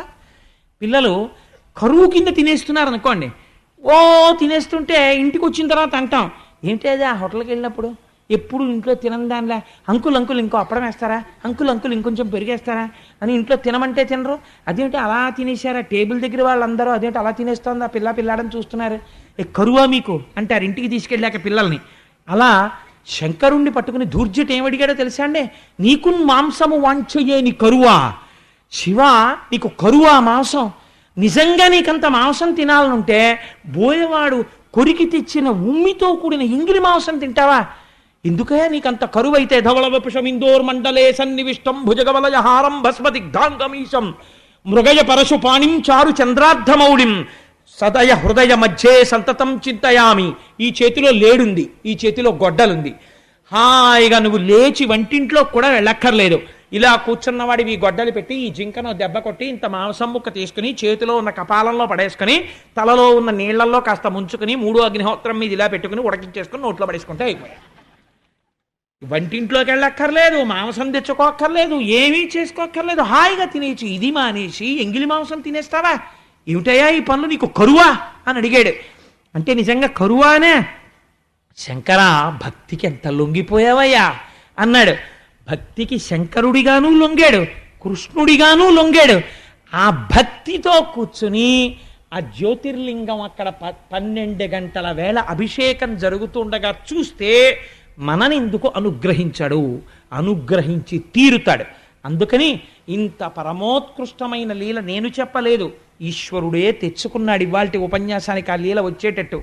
అందుకని మనయందు అవ్యాజమైన వాత్సల్యంతో పరమాత్మ భాగవతాంతర్గతమైన ఈ లీల ఇవాళ నా చేత చెప్పించి నన్ను మిమ్మల్ని అందరినీ ధన్యుణ్ణి చేసినందుకు స్వామి పాదములు పట్టి నమస్కరిస్తూ మనం పెట్టుకున్న సంప్రదాయాన్ని అనుసరించి చక్కగా 11 మాటలు నామం చెప్పుకుని ఎక్కడి వాళ్ళు అక్కడే కూర్చుంటే మూర్తిగారి బృందం వచ్చి శంకరుడి మీద అద్భుతమైనటువంటి కీర్తన చేస్తారు. మనం ఎలాగో 12 గంటల వరకు ఉంటాం కదమ్మా శివలింగ దర్శనానికి, చక్కగా కూర్చోండి. అందుకని ఇప్పుడు నామం చెప్పండి. శ్రీ శ్రీనివాస గోవింద, బలరామానుజ గోవింద, సీతానాయక గోవింద, ధరణీనాయక గోవింద, బ్రహ్మాండ రూప గోవింద, నిత్య కళ్యాణ గోవింద అభిషేక ప్రియ గోవింద గోకులనందన గోవింద గజరాజ రక్షక గోవింద గోవింద హరి గోవింద గోకులనందన గోవింద తిరుమలవాస గోవింద గోవింద హరి గోవింద గోకులనందన గోవింద శ్రీనివాస గోవింద గోవింద హరి గోవింద గోకులనందన గోవింద శ్రీ వెంకటేశ గోవింద గోవింద హరి గోవింద గోకులనందన గోవింద శివరూపమూర్తి గోవింద గోవింద హరి గోవింద గోకులనందన గోవింద గోవింద రూప పరమేశ గోవింద హరి గోవింద గోకులనందన గోవింద సర్వం శ్రీ ఉమామహేశ్వర పరబ్రహ్మార్పణమస్తు. స్వస్తి.